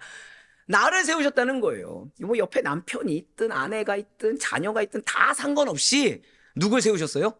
나를 세우셨다는 거죠. 나를 세우셨어요, 문제는. 근데 문제가 있어요. 피곤한 거죠. 힘든 거죠. 환경이 안 받쳐주는 겁니다. 누구처럼요? 빌립처럼. 근데 문제는 누가 세우셨다고요? 성령님께서 빌립을 하필이면 집사로 세운 거예요. 마치 여러분들 영적 지도자로 세운 것처럼 하필이면 교회 집사로 세운 겁니다. 예, 빌립 티도 내지 않고 쉴 틈 없이 달려왔어요. 집사니까. 여러분들 중직이 갖고 있는 타이틀은 그래서 중요합니다. 함부로 발언 하나 못해요. 예, 진짜 죄송하지만 이 목사라는 무게는 어마어마합니다. 함부로 얘기 하나 제대로 못해요. 마음에 진짜 있음 뿌리가 가득해도 이거를 빨리 사그라뜨리는 데 집중하지, 억울함이 있을까 없을까요?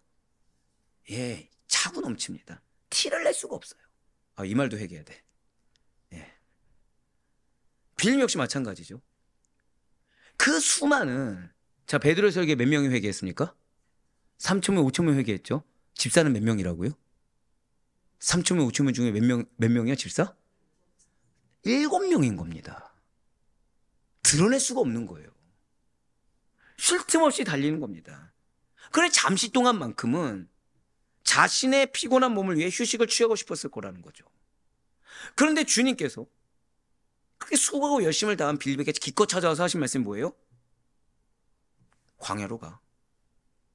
쉴 틈도 없이 사역 명령을 내리셨다는 겁니다. 고백하실게요. 명령을 내리신 것이 은혜입니다. 이걸 기억하셔야 돼요. 여러분들, 명령은 선택받은 자의 특권입니다. 방금 뭐라 말씀드렸어요? 우리 내 입으로 고백하겠습니다. 나에게 주신 명령은 내가 선택받은 특권입니다. 이걸 기억하셔야 돼요.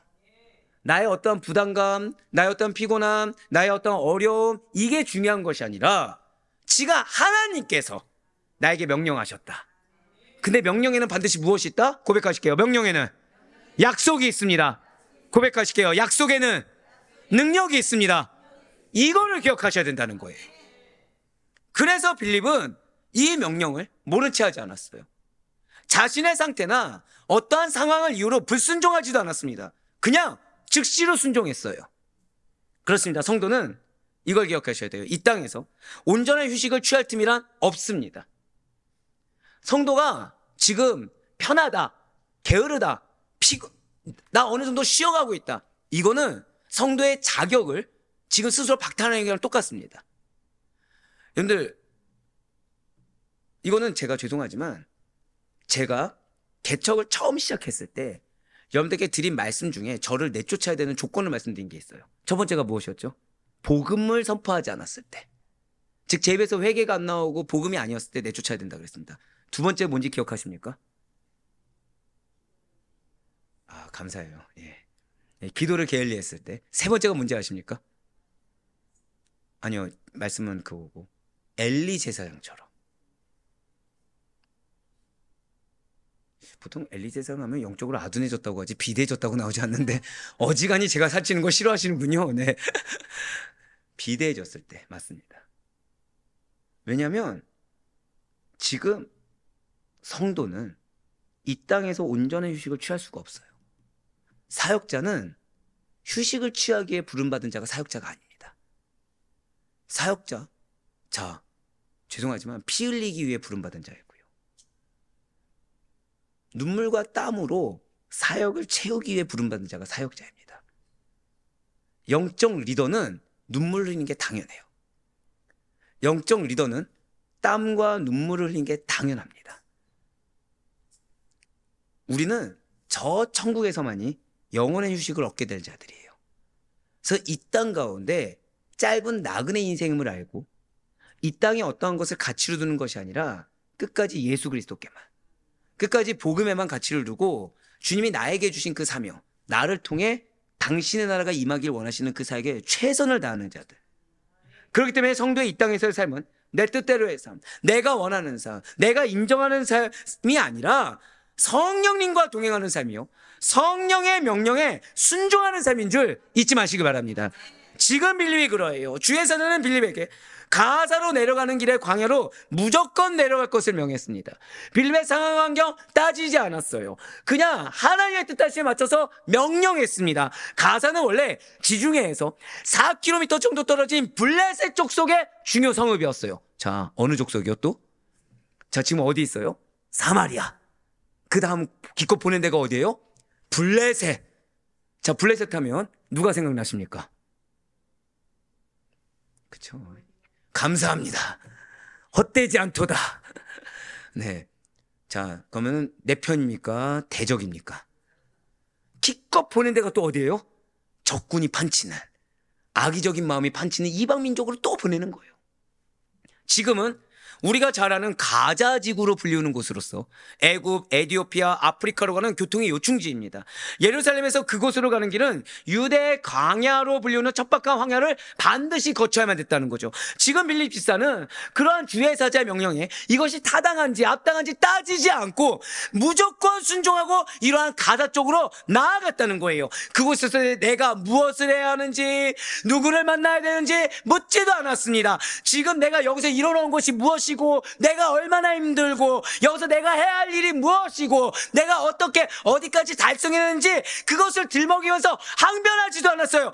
그냥 아멘 했습니다. 마치 아브라함이 하나님의 부름을 받고 가나안으로 떠날 때 갈 바를 알지 못하고 간 것처럼 그냥 아멘하고 순종했다는 거예요. 이처럼 성도들은 하나님께서 고백하실게요. 나에게 사명을 주셨습니다. 사명을 주신 것을 행할 때 내가 무엇을 행할 수 있는가 중요하지 않습니다. 그 사명의 대상자가 어떠한 상태냐 중요하지 않습니다. 그동안 무엇을 해서 내가 그것과 관련된 일을 해야 한다 중요하지 않습니다. 가장 중요한 것은 고백하실게요. 내가 먼저 영적으로 깨어 있어야 합니다. 맞아요. 내가 영적 깨어 있어야 주의 사자를 만날 수 있어요. 그 다음에 우선 말씀이라고 한다면 무조건적으로 순종하는 자세가 필요하다는 거죠. 그렇게 우선적으로 영적으로 깨어 있어서 말씀의 즉시로 말씀에 온전히 순종하여 행해야 사역에 합당한 자세라 될 수가 있다는 거예요. 왜냐하면 우리에게 명령하신 이 하나님의 선하시고 지혜로우신 그 계획이라는 것은 그 당시가 아니라 잘 기억하셔야 돼요. 주로 그 명령을 행한 후에 깨달을 수가 있다는 거예요. 자, 지금 하나님께서 답을 주셨어요. 지금 내가 요 근래를 살아오면서 말씀에 순종을 합니다. 은혜가 없는 건 아니에요. 근데 문제는 피로도도 느끼고 공고함도 느끼고 어려움도 느끼고 지금 막막함을 느끼고 있다는 거죠. 왜 그렇다고요? 명령을 온전히 순종해야 깨달을 수가 있다는 거예요. 명령을 온전히 순종해야, 그래서 그 지경까지 가야 여기에 대해서 내가 느꼈던 그것들이 얼마나 얕은 것이고 사실은 이런 것들이 예비되어 있음을 깨닫게 된다는 거예요. 결국 지금 문제, 내가 깨닫지 못하고 내가 방황하는 이유는 딱 하나입니다. 온전한 순종이 뒷받침되지 않았기 때문에. 순종을 한다고 해요. 근데 계속해서 지금 몇 주 동안 선포된 거 보죠. 10가지 메시지 중에 몇 가지만 따르고 있다고요? 한두 가지 따르면서 순종한다고 내가 착각하고 있는 거예요. 8가지를 불순종하고 있는데 한두 가지 순종하고 있다 착각하고 있으니 이게 순종이 되겠습니까? 안 된다는 거죠. 지금 이는 빌립 역시 마찬가지였습니다. 빌립은 주의 사자의 명령에 아무것도 알지 못했지만 무조건 순종한 결과, 여러분들 이제 드디어 잘 아시는 것처럼 에디오피아 내시, 하지만 에디오피아 귀족이죠. 에디오피아 귀족을 개종시켰습니다. 빌립은 가사광야 길목에서 놀랍게도 한 에디오피아 내시를 만나게 되었어요. 광야에서 사람을 만날 거라는 거. 광야에서 그런데 굉장히 중요한 역할을 하는 고위 관직에 있는 자를 만날 거라는 걸 예상이나 하겠습니까? 예상할 수 없다는 거죠. 한번 고백하실까요? 나의 가족을 어떻게 쓰실지 우리는 지금 모릅니다. 이걸 기억하셔야 돼요. 어쩌면 여러분들의 가족이 광야를 걷는 것처럼 메말라 있을 수 있습니다. 어쩌면 여러분들의 가족이 광야를 걷는 것처럼 오히려 더 공고하고 힘든 상황에 놓여질 수도 있습니다. 근데 그 광야에 내가 순종하며 그 광야 안으로 들어갔을 때 어떠한 예비된 영혼이 있고 어떠한 예비된 은혜가 있는지 우리는 알 수가 없다는 거예요. 고백하실게요. 내가 준비되어 있어야 합니다. 그렇습니다. 빌립은 과사강야 기목에서 한 에디오피아 내시를 만나요. 그런데 그 귀족은 예루살렘에서 예루살렘에 예배 드리려고 왔다가 다시 돌아가는 길이었다는 것이죠. 사도행전 8장 27절과 28절 말씀 보도록 하시겠습니다. 일어나 가서 보니 에디오피아 사람 곧 에디오피아 여왕 간닥의 모든 국고를 맡은 관리인 네시가 예배하러 예루살렘에 왔다가 돌아가는데 수레를 타고 선지자 이사야의 글을 읽더라. 아멘. 이 에디오피아 내시는 여러 가지 신학자들의 의견이 좀 분분하게 하지만 대다수는 아마도 유대교를 신봉하는 자였을 것이다 라고 말하고 있습니다. 그는 지금 서민들은 감히 구하기 힘든 성경 사본을 개인적으로 소지하고 있을 정도였고, 그리고 또 그것을 읽고 있었어요. 이러한 내시의 직책이 무엇이냐? 재무장관이었습니다. 자, 돈과 관련된, 부자 청년처럼 돈과 관련된 사람이죠. 자, 그런데 지금 그는 상징적으로 무엇을 보여주고 있어요? 돈이 채워주는 것이 아니라 무엇이 갈급한 겁니까? 말씀이 갈급한 거예요. 지금 상징적으로 보여주는 것이죠. 남부러울 것이 없는 그가 이방인에도 불구하고 이렇게 유대교인이 되었다라는 것은 그가 하나님과 그 진리를 사랑한 사람이요, 영적으로 지금 매우 갈급해 있는 사람이라는 것을 시사해 줍니다. 바로 이러한 에디오피아 사람, 에디오피아 내시가 빌립을 발견했다는 거예요. 그리고 그는 친절하게 빌립을 동승시킵니다. 그리고 동승시켜서 지금 처음 봤잖아요. 근데 무엇을 부탁합니까? 이사야서 53장의 글을 해석을 부탁합니다. 자, 여기서 중요한 것은 이사야 53장에는 어떠한 내용이 기록되어 있습니까? 메시아의 탄생과 고난, 죽음, 부활의 예언이 생생하게 기록되어 있어요. 자, 지금 이 에디오피아 내시는 무엇을 믿는 사람이라고요? 유대교인이라고 말씀드렸죠. 자, 그런데 이 이사야서 53장은 바로 이 유대교인들이 가장 기피하는 내용이기도 합니다. 즉 유대교를 믿지만 이거에 대한 말씀을 들을 수 있어요, 없어요? 들을 수 없습니다. 우리 한번 고백하실까요? 내가 양육받고 준비되어져야 합니다. 여러분들의 자녀가, 여러분들의 배우자가 여러분들에게 무엇을 질문할지 모릅니다. 무엇을 관심 가질지 모릅니다. 내가 받은 은혜는 나만의 것이 아니라는 사실을 잊어서는 안 돼요.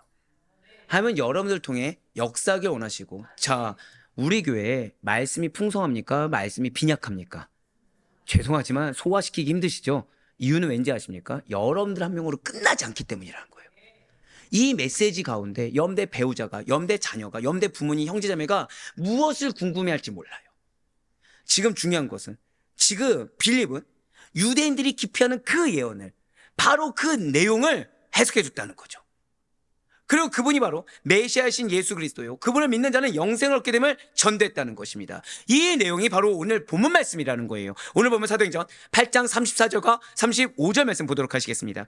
그 내시가 빌립에게 말하되 청컨대 내가 묻노니 선지자가 이 말한 것이 누구를 가리킴이냐, 자기를 가리킴이냐, 타인을 가리킴이냐. 빌립이 입을 열어 이 글에서 시작하여 예수를 가르쳐 복음을 전하니. 아멘.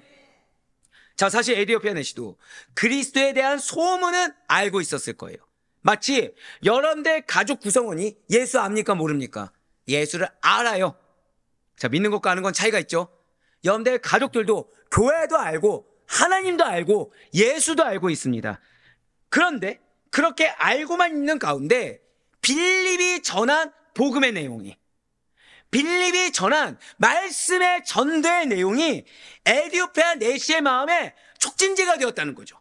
광명을 비추게 만들었다는 거예요. 이것이 여러분들의 역할이에요. 지금 여러분들의 가족은 하나님을 알기만 합니다. 예수를 알기만 합니다. 그런데 반드시 주님께서는 때를 주실 겁니다. 그 시작은 무엇이라고요? 여러분들의 신앙이 인정받아야 돼요. 두 번째 고백하실게요. 내가 준비되어 있어야 합니다. 이거는 그냥 내가 난 준비되어 있습니다, 나는 지금 기도하고 있습니다, 이 정도가 아니라 성장하셔야 돼요. 죄송하지만 반드시 성장하시는데, 이번에 가서 그 신교수 워크숍에서 학자로서, 교사로서, 선생으로서 갖춰야 될 것을 세 가지가 말씀하신 것이 있어요.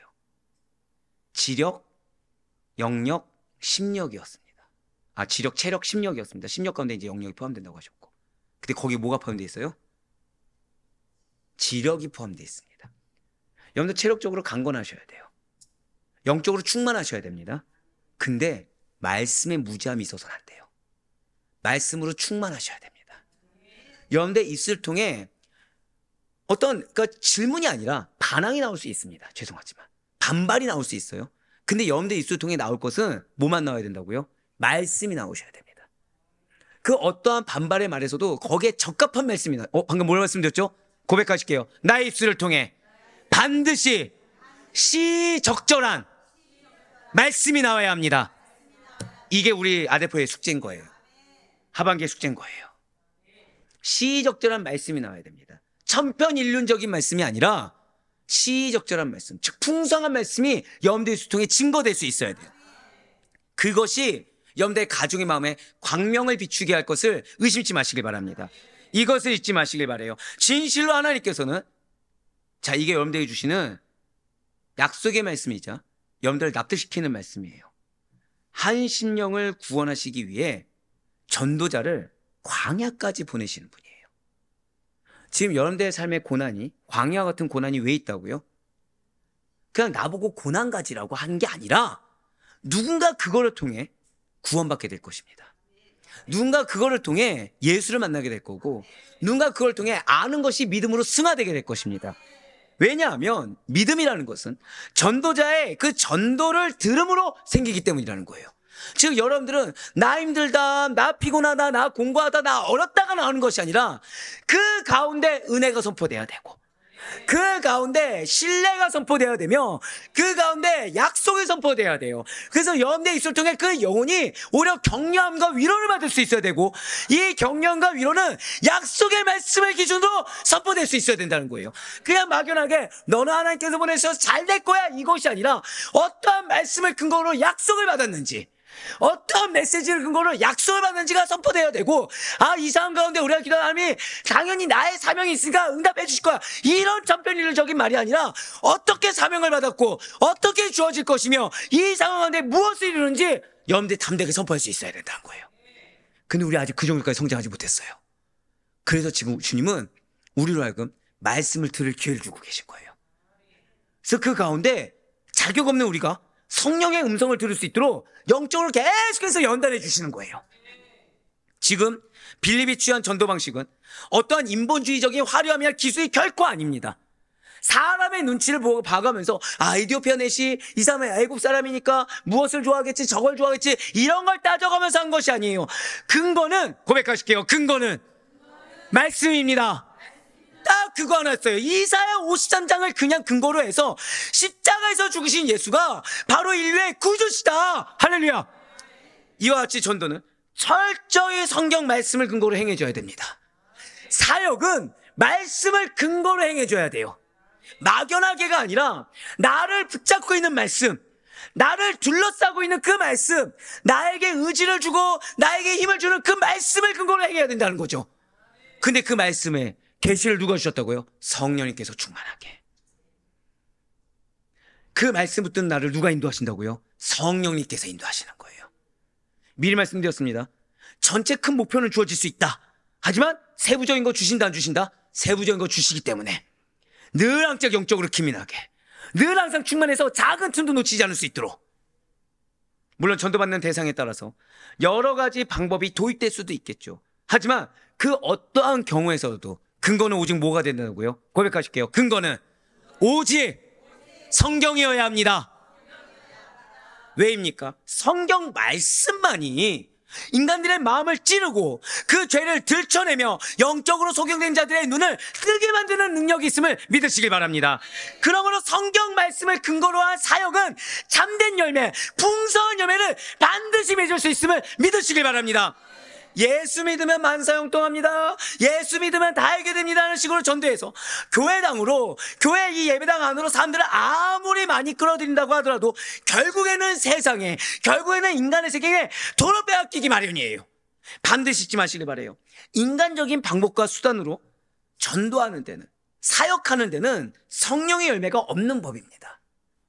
분명 오늘날에도 여러 가지 전도 방법과 사역 방법이 도입되어서 교회 현장에 적용되고 있어요. 작금의 시대만큼 교회 사역과 관련된 방법론이 이 범람한 시기를 찾아보기가 힘들 정도입니다. 그런데 그러한 방법 중에는 너무나도 안타깝게도 성도 중심이 있어요. 자, 지금 좋게 말씀드린 겁니다. 돌려 말씀드릴까요? 지극히 인본주의적인 것들. 자, 교회는 성도를 위해 존재합니까? 예수를 위해 존재합니까? 바로 그거죠. 근데 성도의 비율을 맞추는 프로그램들이 있다는 거예요. 프로그램 가운데는 좋아요, 목회자를 위한 프로그램이 있을까 없을까요? 목회자의 어떠한 인간적인 것과 세상적인 것을 위한 프로그램도 존재한다는 거죠. 즉이 인본주의적인 것들을 판치고 있다는 것입니다. 예, 맞아요. 성경을 배제한 교회 성장인 것이 은연중에 틈타고 있다는 거예요. 그러나 그런 것들은 교회의 외적인 성장을 가져다 주는 것처럼 보일지는 몰라도 진정한 교회의 부흥은 이루게 하지 못합니다. 즉 사람을 거듭나게 하고 그리스도의 사람으로 온전히 변화시키지는 못한다는 거예요. 여러 가지 교회 사역이 다 그러하지만 그 가운데 전도야말로, 즉 한 영혼을 변화시키는 것이야말로 오직 기록된 하나의 말씀을 기반으로 해야 됩니다. 성도의 양육 역시도 이런저런 어떠한 이론들이 있지만 그거보다도 오직 하나님의 말씀을 기반으로 해야 돼요. 왜냐하면 하나님의 말씀을 근거로 하지 않는 어떠한 사역, 제자 양육은 다 헛된 것이 될 뿐입니다. 전도할 때 하나님의 말씀으로 하지 않고 듣기 좋은 인간의 소리로 아부해서 사람들을 겉껍데기 교인으로 만들어 놓는 패단은 이제는 사라져야 돼요. 맞습니다. 주님은 여러분들의 가정을 겉껍데기로 만족시키는 것을 원치 않으십니다. 주님은 여러분들의 가정을 외식주의자로 만드는 것을 원치 않으십니다. 그래서 지속적으로 여러분들을 깨트리시는 거고요. 지속적으로 여러분들을 보다 더 순적하게 만드시는 것이며 지속적으로 여러분들의 가정을 향해서 여러분들을 지금 광야를 보내고 계시는 거예요. 쉴 틈 없이 사역을 감당하게 하시는 것입니다. 오늘 빌립을 보시길 바라요. 빌립은 지금 사마리아로 가는 것도 고생이었고 쉴 새 없이 사역을 했는데도 불구하고 또 광야로 갔어야 됐습니다. 근데 광야로 갔는데 내 몸 하나 건사기도 힘든데 갑자기 왜 에디오피아 내시가 나한테 뭐라 얘기하는 거예요? 그러니까 여러분들이 이렇게 생각하시면 돼요. 직장에서도 본이 돼야 되니까, 내가 장로니까 본이 돼야 되니까 열심히 사역을 했어요. 그 집에 와서 좀 쉬어야겠지 하고서 집에 오는데 갑자기 자녀가 나를 찾는 거예요. 자녀 찾더니 갑자기 나한테 뭘 들이미는 거예요? 아빠, 이사야 53장 좀 해석 좀 해줘. 뭐라고 하시겠습니까? 아, 드디어 내 아들이, 내 딸이 예수를 만나려고 하는구나 하시겠습니까? 아니 지금 막 온몸이 피곤해 쩔어 있으니까 얘는 하필 많은 시간도 있는데 왜 지금 나를 붙잡고라고 생각하시겠습니까? 1번이 되셔야 돼요. 1번이 되셔야 돼요. 한번 고백하실까요? 기회는 언제 올지 모릅니다. 바로 그거예요. 그냥 빌립은 상황 따지지 않았어요. 환경 따지지 않았어요. 그저 성경 말씀을 담대히 하지만 제대로 증언했습니다. 이렇게 빌립이 에디오피아 내시에게 했던 그대로 성경 말씀을 근거로 제대로 전도해야 돼요. 그래서 준비되어 있어야 돼요. 그래서 준비되어 있어야 돼요. 자, 이 가운데 IQ 200이다. 200 이상이다. 이 가운데 나의 영성은 지금 베드로 정도는 씹어먹을 정도다. 아무도 없죠. 그러면 나는 지금 성경 말씀 한 번 들으면 다 합니까? 아니면 아침에 들은 것도 기억 못 합니까? 네, 감사합니다. 그래서 우리는 꾸준히 말씀에 매여 있어요. 정말 감사한 건 뭔지 아세요? 제가 한 명이 아침에라고 했잖아요. 근데 여러분들 중에 그 누구도 비웃지 않고 놔둔대라고 하셨어요. 동역자 마인드. 슬프도다. 우리는 준비되어 있어야 됩니다. 지금 이 시간이 전혀 쓰잘데기 없는 시간이 아니라 하나님께서 그 때를 위해, 이루기 위한 그 때를 위해 나를 준비시키고 계심을 깨달아야 돼요. 무엇까지? 나의 피곤함까지도 나의 영적 상태를 알게 하시는 것이고 나의 공고함까지도 영적 상태를 알게 하시사 빨리 쉴 틈 없이, 자, 이거 해결책 무엇이라고요? 쉴 틈 없이 매진하세요. 쉴 틈 없이 달려가세요. 그렇다면 에디오피아 내시는 복음을 전해 듣는 것으로 만족하고 끝냈습니까? 아닙니다. 놀랍게도 에디오피아 내시는 스스로 세례를 자청했습니다. 우리 고백하실까요? 이 모습이 우리 가족의 모습입니다. 이걸 믿고 나아가는 거예요. 지금 하반기 첫 시작이 무엇이에요? 빌립 집사 얘기예요. 이게 우리 가정의 모습이에요. 그렇습니다. 에디오피아 내시는 성경의 예언이 곧 그리스도 예수를 가리킨다는 진리를 바로 깨달을 수가 있었어요. 이는 그 내시가 평소에 성경을 연구하고 이 예언에 남달리 관심을 지니고 공부하고 있었다라는 증거가 되는 것입니다. 그렇기 때문에 에디오피아 내시는 강물이 흐르는 곳에 이르게 되자 자청해서 기독교를 개종하는 세례 받기를 원했다는 거예요. 사도행전 8장 36절과 38절 말씀입니다. 길 가다가 물 있는 곳에 이르러 그 내시가 말하되 보라 물이 있으니 내가 세례를 받으면 무슨 거리낌이 있느냐. 이에 명하여 수레를 멈추고 빌립과 내시가 둘 다 물에 내려가 빌립이 세례를 베풀고 아멘. 자, 빌립은 에디오피아 내시가 원하는 대로 세례를 주었는데, 자, 이 세례 준 강이 또 은혜롭죠. 여러분들 이 당시 때 세례는 침례니까 그냥 물만 쭉 주는 겁니까? 침례죠. 근데 이 강은 실제 베이트 지브린이라는 아주 조그만 강입니다. 자, 침례를 줄 수 있을까요, 없을까요? 여러분들 침례는 그냥 누워서 받는 게 아니라 몸이 푹 잠겨야 되는 거죠. 조그만 강입니다. 자, 즉 세례를 줄 수 있어요, 없어요? 그런 거 따지지 않았어요. 그런 거 따지지 않았습니다. 예루살렘에서 가사 쪽으로 흐르는 강이었어요. 이로써 즉 모든 어떤 편견 깼습니다. 모든 가치관 깼습니다. 고백하실까요? 오직 성령의 인도하시는 대로. 지금 에티오피아 내시 한 명 변화시키는데 끝까지 성령의 인도하심만 따랐어요. 끝까지 나의 어떤 관점 다 깨부쉈습니다. 내 개념, 내 인간적인 관습 다 부쉈습니다. 거기에 종교적인 거 있습니까, 없습니까? 그것까지도 한 영혼의 구원을 위해서 끝까지 성령의 인도하심만을 따랐어요. 이로써 사마리아는 물론이요, 유대 온 지역과 더 나아가 이방 세계까지 복음이 전파되기 시작한 거예요. 그리고 이와 같은 일은 주님의 예고와 선지자의 예언을 성취시키는 일입니다. 분명 시편 기자는 이렇게 예언했어요. 시편 68편 31절의 말씀입니다. 고관들은 애굽에서 나오고 구스인은 에티오피아인이죠, 하나님을 향하여 그 손을 신속히 들리로다. 아멘. 지금 이 말씀 누가 성취한 거예요? 일개 평신도가 성취한 겁니다. 지금 이 말씀 누가 성취한 거예요? 일개 집사가 성취한 겁니다. 고백하실게요. 나로 인해 말씀이 성취됩니다. 이걸 믿으셔야 돼요. 이뿐입니까? 그 외에 이사야나 스바냐와 같은 다른 선지자들 역시도 에티오피아 사람이 그리스도를 영접할 것을 예언했어요. 진실로 하나님의 언약은, 그분의 약속은 반드시 성취됩니다. 믿으십니까? 성도들이 늘 기억해야 될 것은 다른 것이 아니에요. 하나님의 약속은 반드시 성취된다. 이걸 믿는 거예요. 이거. 그거를 흔들리게 된다면 방법론과 과정을 중요하게 여기고, 그것을 흔들리게 된다면 하나님의 약속과 지금 내 상황을 다른 것처럼 여기게 되고, 하나님의 약속이 마치 다른 것에서도 이룰 수 있지 않을까, 이렇게 되지 않을까 혹시나라는 의심의 마음을 품게 됩니다. 이렇게, 자, 또 중요한 거, 에티오피아 내시가 세례를 받고 무트로 올라왔습니다. 빌립은 어떻게 됐죠? 사라졌어요. 나의 공로 드러내지 않습니다. 할 거 딱 하고 사라졌습니다. 이에 대해서 성경은 주의 영이 빌립을 이끌어간지라 라고 증언합니다. 그리고 이와 같은 기적은 구약의 예언자들이 종종 베풀어 주신 하나님의 전능하신 사역 중에 한 가지입니다. 사도 바울 역시도 그와 같은 경험을 했다고 고백하죠. 여기서 우리는 다음과 같은 교훈을 받을 수가 있어요.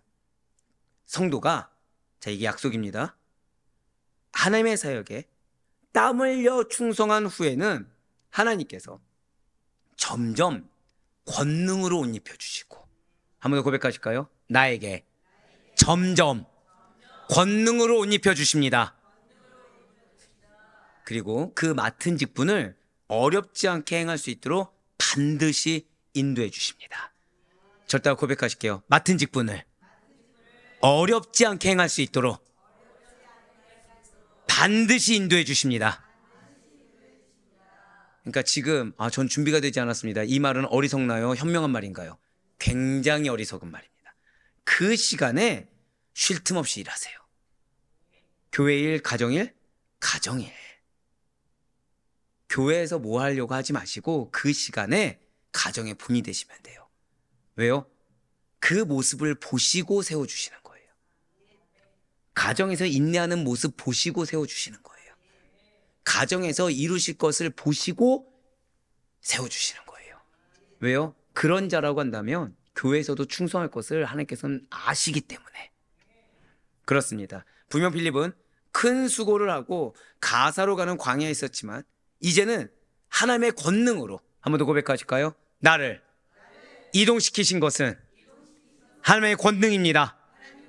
이걸 잊지 마세요. 내가 여기도 힘들어 죽겠는데 이것까지 맡게 되었다, 이게 아니라 그게 하나님의 권능이에요. 지금 내가 나 하나 건사하기도 힘든데 이것까지 책임져야 된다, 그게 권능입니다. 그러니까 예를 들면 이거죠. 내가 자녀 돌보기도 힘들어 죽겠습니다. 근데 남편이, 아내가 어리광광 부리는 거예요. 힘드니까 안 힘듭니까? 야, 또 눈치만 보는. 솔직히 더 힘들다고 느끼시잖아요. 더 힘들다고 느끼시잖아요. 근데 알고 봤더니 그게 뭐예요? 권능이에요. 권능으로 옮겨주신 겁니다. 권능으로 감당케 해주시는 겁니다. 맞습니다. 한 번 더 고백하실까요? 나는 흩어진 한 사람입니다. 빌립이 바로 흩어진 한 사람으로서 계속 복음을 전했다는 거예요.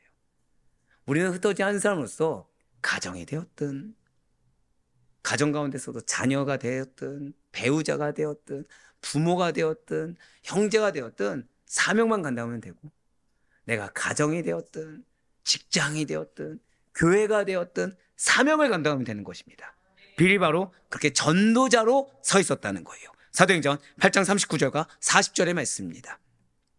둘이 물에서 올라올새 주의 영이 빌립을 이끌어간지라 내시는 기쁘게 길을 가므로 그를 다시 보지 못하니라. 자, 넷이 어떻게 갔다고요? 기쁘게 갑니다. 고백하실게요. 나의 가족이 반드시 기쁘게 신앙생활하게 됩니다. 바로 그거예요. 빌립은 아소도에 나타나 여러 성을 지나다니며 복음을 전하고 가이사랴에 이르니라. 아멘. 자, 내시는 빌립을 다시 봅니까 못 봅니까? 나는 거기까지예요. 내 자녀에게, 내 배우자에게 나의 분깃을 요구하지 마세요. 분깃은 하나님이 채워주십니다. 내가 인정받고자 하면 안 돼요. 내 자녀와 내 배우자가 나에게 이렇게 대우해야 된다, 이 생각을 버리세요. 기쁘게 신앙생활하면 그걸로 족하지 않습니까? 그걸로 만족하셔야 돼요. 자, 40절에 아소도는 이스라엘 변방 블레셋 족속의 중요 도시입니다. 여기는 해변 도시이기 때문에 비단 블레셋인뿐만 아니라 여러 가지 잡다한 민족들도 많이 거하는 곳이에요. 참고로 사도행전 8장 40절의 아소도와 스가랴 9장 6절의 아스도시 바로 같은 지명입니다. 스가랴 9장 6절의 말씀입니다.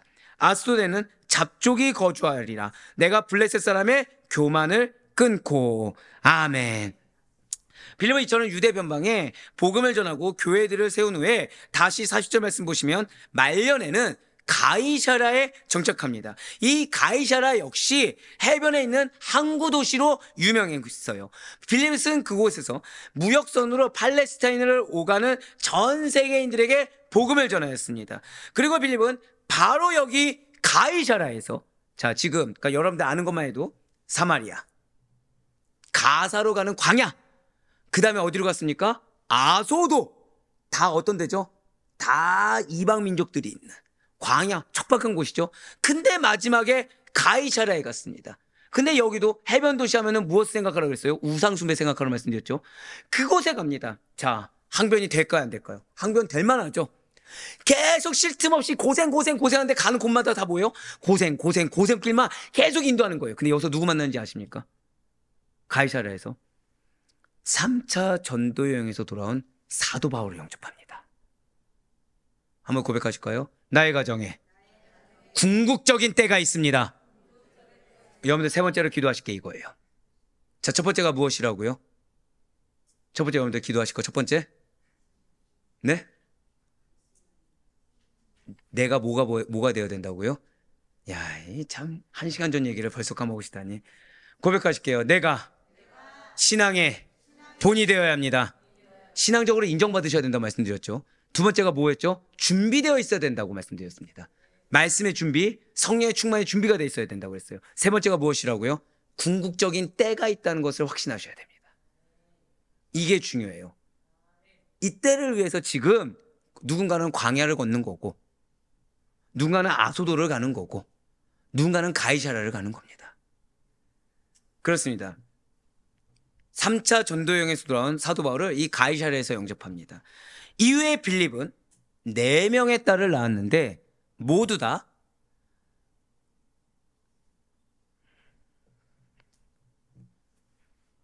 너무 감격스러워서 죄송해요. 아이고, 이걸 준비하면서 이 어기 파트에서 계속해서 울었는데, 여러분 우리 선포합시다. 나의 가정은 사역자 가정입니다. 네. 또 이 말 했다고 또 1차원적으로 목사 되나 이렇게 생각하지 마시고, 여러분들의 자녀들은 하나님께 크게 쓰임 받을 겁니다. 여러분들의 자녀는 정말 크게 쓰임 받을 거예요. 지금 빌립이 여기까지 왔을 때 가정을 돌본 게 있습니까, 없습니까? 단 하나도 없죠. 근데 4명의 딸을 낳습니다. 빌립은 모두 다 예언자가 되었고 복음 전도자 사역을 했습니다. 사도행전 21장 8절과 9절의 말씀이에요. 이튿날 떠나 가이사랴에 이르러 7 집사 중 하나인 전도자 빌립의 집에 들어가서 머무니라. 그에게 딸 넷이 있으니 처녀로 예언하는 자라. 빌립이 박해를 피해 도망갔을 때 이걸 알았을까요? 몰랐을까요? 전혀 몰랐어요. 쉴 틈 없이 일했는데, 고생만 하는데 너무 힘들어 죽겠는데 나한테 또 고생하라고 하나님께서 명령하실 때 예상할 수 있을까요? 없을까요? 전혀 없었을 것입니다. 기껏 고생했는데 보내는 곳이 가사 광야에서 이제 좀 편해질만 하니까 아소도로 보냈을 때 또 다른 불만이 나왔을 것이고, 거기서 가이사라는 우상숭배지 온상지로 보냈을 때 얼마나 불만이 나왔겠습니까? 근데 빌립은 끝까지 순종했어요. 근데 하나님의 궁극적인 때는 어디에 있었어요? 고백하실게요. 가이사라에서 하나님은 빌립의 자녀들을 사역자로 세우길 원했던 겁니다. 우리 한번 고백해 보실까요? 나의 광야는 헛되지 않습니다. 여러분들에게 궁극적인 때가 있음을 의심치 마시길 바라요. 지금 여러분들은 가이사라로 가는 여정인 것입니다. 지금 나의 자녀들이 어떤 모습이냐 중요하지 않습니다. 지금 내 상황이 가사를 가냐 아소도냐 이거 중요하지 않습니다. 어쩌면 여러분들의 자녀들이 우상숭배자일 수도 있어요. 예수를 믿기는커녕 계속 반대할 수도 있습니다. 근데 지금 중요한 것은 그렇게 그곳들만 지나가는데도 가이사라에서 뭐가 됐어요? 예언하는 자가 됐습니다. 지금 사도 바울과 그 일행은 가이사라에 도착해서 빌립의 집에서 영접을 받았습니다. 빌립, 바울 만날 걸 알았을까요? 몰랐을까요? 몰랐을 것입니다. 그 영광스러운 만남이 있을 걸 몰랐을 것입니다. 그런데 지금 빌립에 대해서 성경이 무엇이라고 증언하고 있나요? 빨간색으로 표현된 부분 한번 우리 같이 읽겠습니다. 21장 8절과 9절 보여주세요. 네. 자, 어떤 빌립이요? 집사 빌립이 이제 아닙니다. 고백하실게요. 전도자 빌립. 하나님이 이렇게 인정하신 거예요. 집사 빌립이 아니라 전도자 빌립으로 인정하신 겁니다. 이러한 전도자의 빌립의 딸들 역시 무엇이 되었다고요? 예언하는 자, 사역자라는 거예요. 우리 고백하실게요. 나의 가정은 사역자 가정입니다. 그렇습니다. 말 그대로 사역자 가정이 되었어요. 분명 빌립은 7 집사 중에 하나입니다. 그렇지만 엄연하게 하나님께서 그의 마지막을 전도자로 인정해 주셨어요. 한 번 더 고백하실까요? 나는 전도자입니다. 이렇게 여러분들의 하반기를 장식하길 원하시는 거예요. 분명 초대교회 7 집사 중에 가장 많이 언급되는 인물이 누구입니까? 스데반이에요. 하지만 빌립 집사가 이러한 스데반에 못지않게 평신도 선교를 한 자이며 그 가정을 사역자 가정으로 이끌어내 중요한 자라는 것을 사람이 아니라 성경이, 세상이 아니라 하나님께서 증언해 주고 계십니다. 그렇습니다. 빌립은 성경이 인정한 전도자가, 그것도 평신도 선교를 한 중요한 사역자라는 것이 틀림이 없습니다. 스데반은 순교함으로써 기독교의 위상을 정립하고 복음이 세계로 터진 일을 감당했어요. 그리고 빌립 집사는 그 터진 한 사람으로서 복음을 사마리아와 온 유대와 세계로 전하는 위대한 일을 하는데 가정까지 변화시킨 자입니다. 이는 동일하게 하나님의 사용을 받은 하반기를 맞이하는 여러분과 저 역시 마찬가지라는 거예요. 각자에게 주어진 사명을 말씀만을 오직 붙드시길 소망합니다. 오직 성령의 인도하심에 민감하게 주의 사자가 앞에 왔는데도 모르는 아둔한 자가 아니라, 주의 사자가 말씀하시는데도 모르는 무지한 자가 아니라 성령 임성에 아멘으로 순종하시는 가운데 이와 같이 서로 협력하여 여러분의 가정에, 여러분들 속한 모든 공동체에 좋은 열매와 유산 남기는 일을 하는 사명이 나의 비전임을 잊지 마시길 바라요. 이제 말씀 맺겠습니다.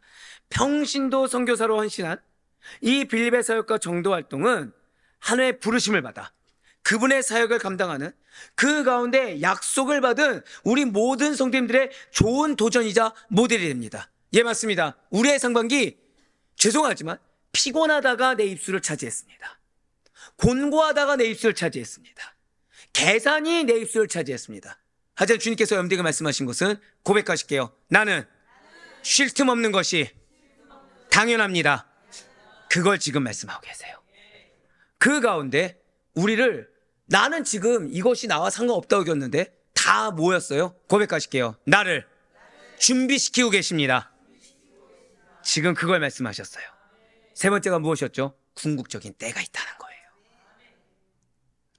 나를 위한 때도 아니고 우리의 가족을 그냥 단순히 교회 나왔으면 좋겠다 이 정도도 아니고 전도자로서, 사역자로서, 그러니까 우리가 그동안 뭘 기도했죠? 나의 자녀의 때가 부모의 때보다도 더 흥하게 될 것이다. 그것을 정말 하나님의 큰 사역을 감당할 자로서 그 궁극의 때로 사역자의 가정으로 나를 부르셨다는 이 말씀을 들으셔야 됩니다. 자, 빌립이 어떠했습니까? 예루살렘 교회에 닥친 위기와 핍박을 복음 전도의 기회로 삼은 빌립이었어요. 편견 버렸습니다. 고정관념 버렸습니다. 내 개인의 생각뜻 버렸습니다. 내 계획 버렸습니다. 오직 성령의 인도하심만 받았어요. 그는 성령의 인도하심을 따라 사마리아로 갔습니다. 그럴 리가 없다고 여길 수 있는데 그렇게 하지 않고 그냥 성령의 인도하심에 순종했어요. 교회에 다가온 박해의 시련을 전혀 새로운 사마리아 전도라는 국면으로 전환시킨 것입니다. 한 번 더 고백하실까요? 나의 고난의 순종은 전환시키는 것입니다. 이걸 기억하셔야 돼요. 어떠한 허다한 사단의 방해가 사실은 뭐예요? 여러분들을 은혜의 국면으로 전환시키는 계기가 됩니다. 빌립은 유대인과 사마리아인 사이의 깊은 장벽을 뛰어넘어서 사마리아의 복음을 전한 최초의 인물이 되었습니다. 그는 선입견과 무엇을 버려야 된다고요? 선입견을 버리는 거예요. 종족적 장벽을 뛰어넘어 인간마다 갖고 있는 나하고 맞는 사람 맞지 않는 그런 장벽을 뛰어넘어 복음을 증거했고, 자, 여러분들도 솔직히 여러분들 자녀 다 맞습니까? 정말 안 맞습니까?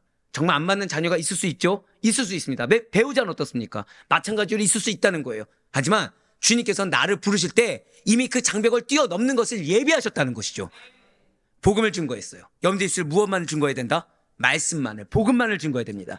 그래서 준비가 돼 있어야 돼요. 맨날 천편일률적인 매번 듣는 말씀을 전하는 것이 아니라 와 새롭도다, 와 정말 어떻게 이런 말씀 우리 아빠가 전하지, 이런 말씀 우리 엄마가 전하지 라는 말씀에 충만함이 있어야 됩니다. 그래서 복음이 예루살렘을 넘어 땅끝까지 확장되는 계기를 마련한 것처럼 아무도 고백하실까요? 나의 증언이 계기가 됩니다. 그리고 빌립은 복음이 예루살렘과 온 유대와 사마리아로 전파되리라는 예수 그리스도의 명령을 이행하였고, 끝내는 사도 바울이 아무도 고백하실까요? 내가 가교입니다. 예, 그렇습니다. 사도 바울이 땅끝까지 복음을 들고 가는 일에 가교 역할을 한 자가 신학적으로 빌립입니다. 하나님께서는 빌립의 도피로부터, 이게 제가 제일 은혜로운 거예요. 저는 여러분들 봤을 때 답답합니다. 죄송해요. 왜 답답하냐? 맨날 핑계대는 거예요. 맨날 도망만 치는 거예요. 맨날 숨는 거예요. 아니 정말 약속이 이렇게 있는데 이 약속보다 뭘 크게 여기죠? 환경을 크게 여기는 겁니다. 내 마음 감정을 크게 여깁니다. 앞에서 아무리 내 감정이 100만 원짜리니까 200만 원짜리니까 선포를 해도 매번 그 상대면 뭐가 중요해요? 내 감정이 중요하고 내 육신이 중요한 거죠. 답답합니다. 맨날 도망만 쳐요. 근데 하나님께서 지금 뭐라고 말씀하시는지 아십니까? 당신은 빌립의 도피로부터 이방인 선교라는 구속사의 새로운 장에 물꼬를 트신 분이라는 거예요. 여러분들의 도피를 질책하신 것이 아니라, 여러분들의 배은망덕을 질책하신 것이 아니라 새로운 장에 물꼬를 트시겠다는 거예요. 그래서 오늘이 중요하다는 거예요. 우리 선포합시다. 이제는 도망치지 않겠습니다. 이젠 도망쳐서는 안 돼요. 이젠 결단을 해야 됩니다. 이젠 더 이상 도망칠 곳이 없죠.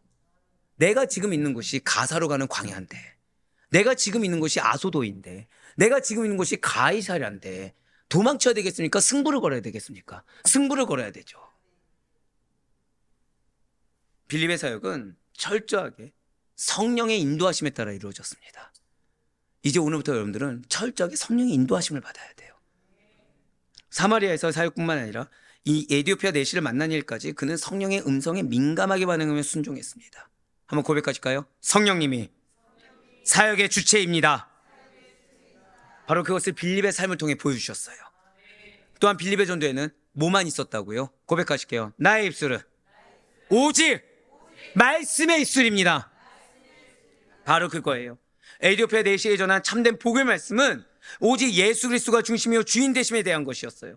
이럴 때 빌립의 사역에는 우리 마지막 선포하겠습니다. 이미 나에게 말씀의 권세와 성령의 능력을 주셨습니다. 바로 그것을 나타내 보여주셨어요. 이를 통해 많은 이들이 예수를 믿고 구원을 받았으며 그의 가정이 가장 큰 은혜의 수혜자가 되었습니다. 이 시간 우리 기도하며 나아갑니다. 오늘만큼 명확한 기도의 제목이 주어진 때가 또 어디 있겠습니까? 우리는 죄송하지만 신앙적으로 인정받을 수 있을 정도로 쉴 틈 없이 사역을 감당해야 됩니다. 우리는 더 이상 다른 사람과 비교하고 과거와 비교하면서 있는 것이 아니라 말씀에 충만한 준비가 되어 있어야 됩니다. 우리는 더 이상 이 궁극적인 때에 대해서 의심하는 자가 아니라 확신함으로 아멘하는 자들이 되어야 됩니다. 그럼 우리에게 이미 말씀의 권세가 주어진 줄 믿으시길 바랍니다. 이미 성령의 능력이 주어진 것을 의심치 마시길 바랍니다. 다만 우리에게는 이게 전부가 돼야 돼요. 사단은 우리의 마음을 허다한 현실적인 문제와 어려움, 걱정거리로 뒤숭숭하게 만들고 흔들리게 만들 것입니다. 그러나 지금 우리에게 필요한 것은 흔들림 없는, 의심치 않는 약속에 대한 확고한 신뢰요. 그분께서 보내신 상황과 위치에는 반드시 이유가 있고, 한 번 더 고백하실까요? 열매가 있습니다. 이것을 의심치 않고 믿고 기대하는 순종인 것입니다. 순종은 죄송하지만 기대해야 할 수 있어요. 내가 왜 순종하는지 아십니까? 믿지 않기 때문에, 기대하지 않기 때문이에요. 우리는 이것을 두고 기도하는 것입니다. 그리고 더불어 왜 오늘 이 말씀 주셨다고요? 빌립의 가정은 사역자 가정이 되었어요. 반드시 잊지 마시길 바라요.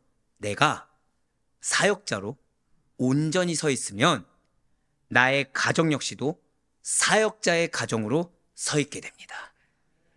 거짓말했네요. 한 번 더 우리 선포합시다. 내가 사역자로 온전히 서 있으면 나의 가정 역시도 사역자의 가정으로 서 있게 됩니다.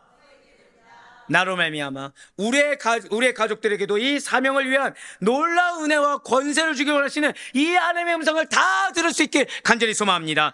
나의 가정을 위해 확신함으로, 나의 가정을 위해 기대함으로, 하지만 여전히 깨닫지 못하고 있고 여전히 온전히 순종하지 못함에 대해서 회개함으로 뜨겁게 부르짖는 이 시간 되시길 간절히 소망합니다. 그래, 바로 꺼내끼는 우리 모든 성도들 또한 평신도 선교사로서의 사명을 받은 자들임을 기억하셔서 빌립 집사처럼 말씀의 권세와 성령의 능력이 함께 나타나는 귀한 사역을 온전히 감당하시기를, 그래야 그 귀한 사역의 수혜자로서 사명자의 가족으로 은혜의 가족이 모두가 될 수 있기를 주님의 이름으로 간절히 축원합니다.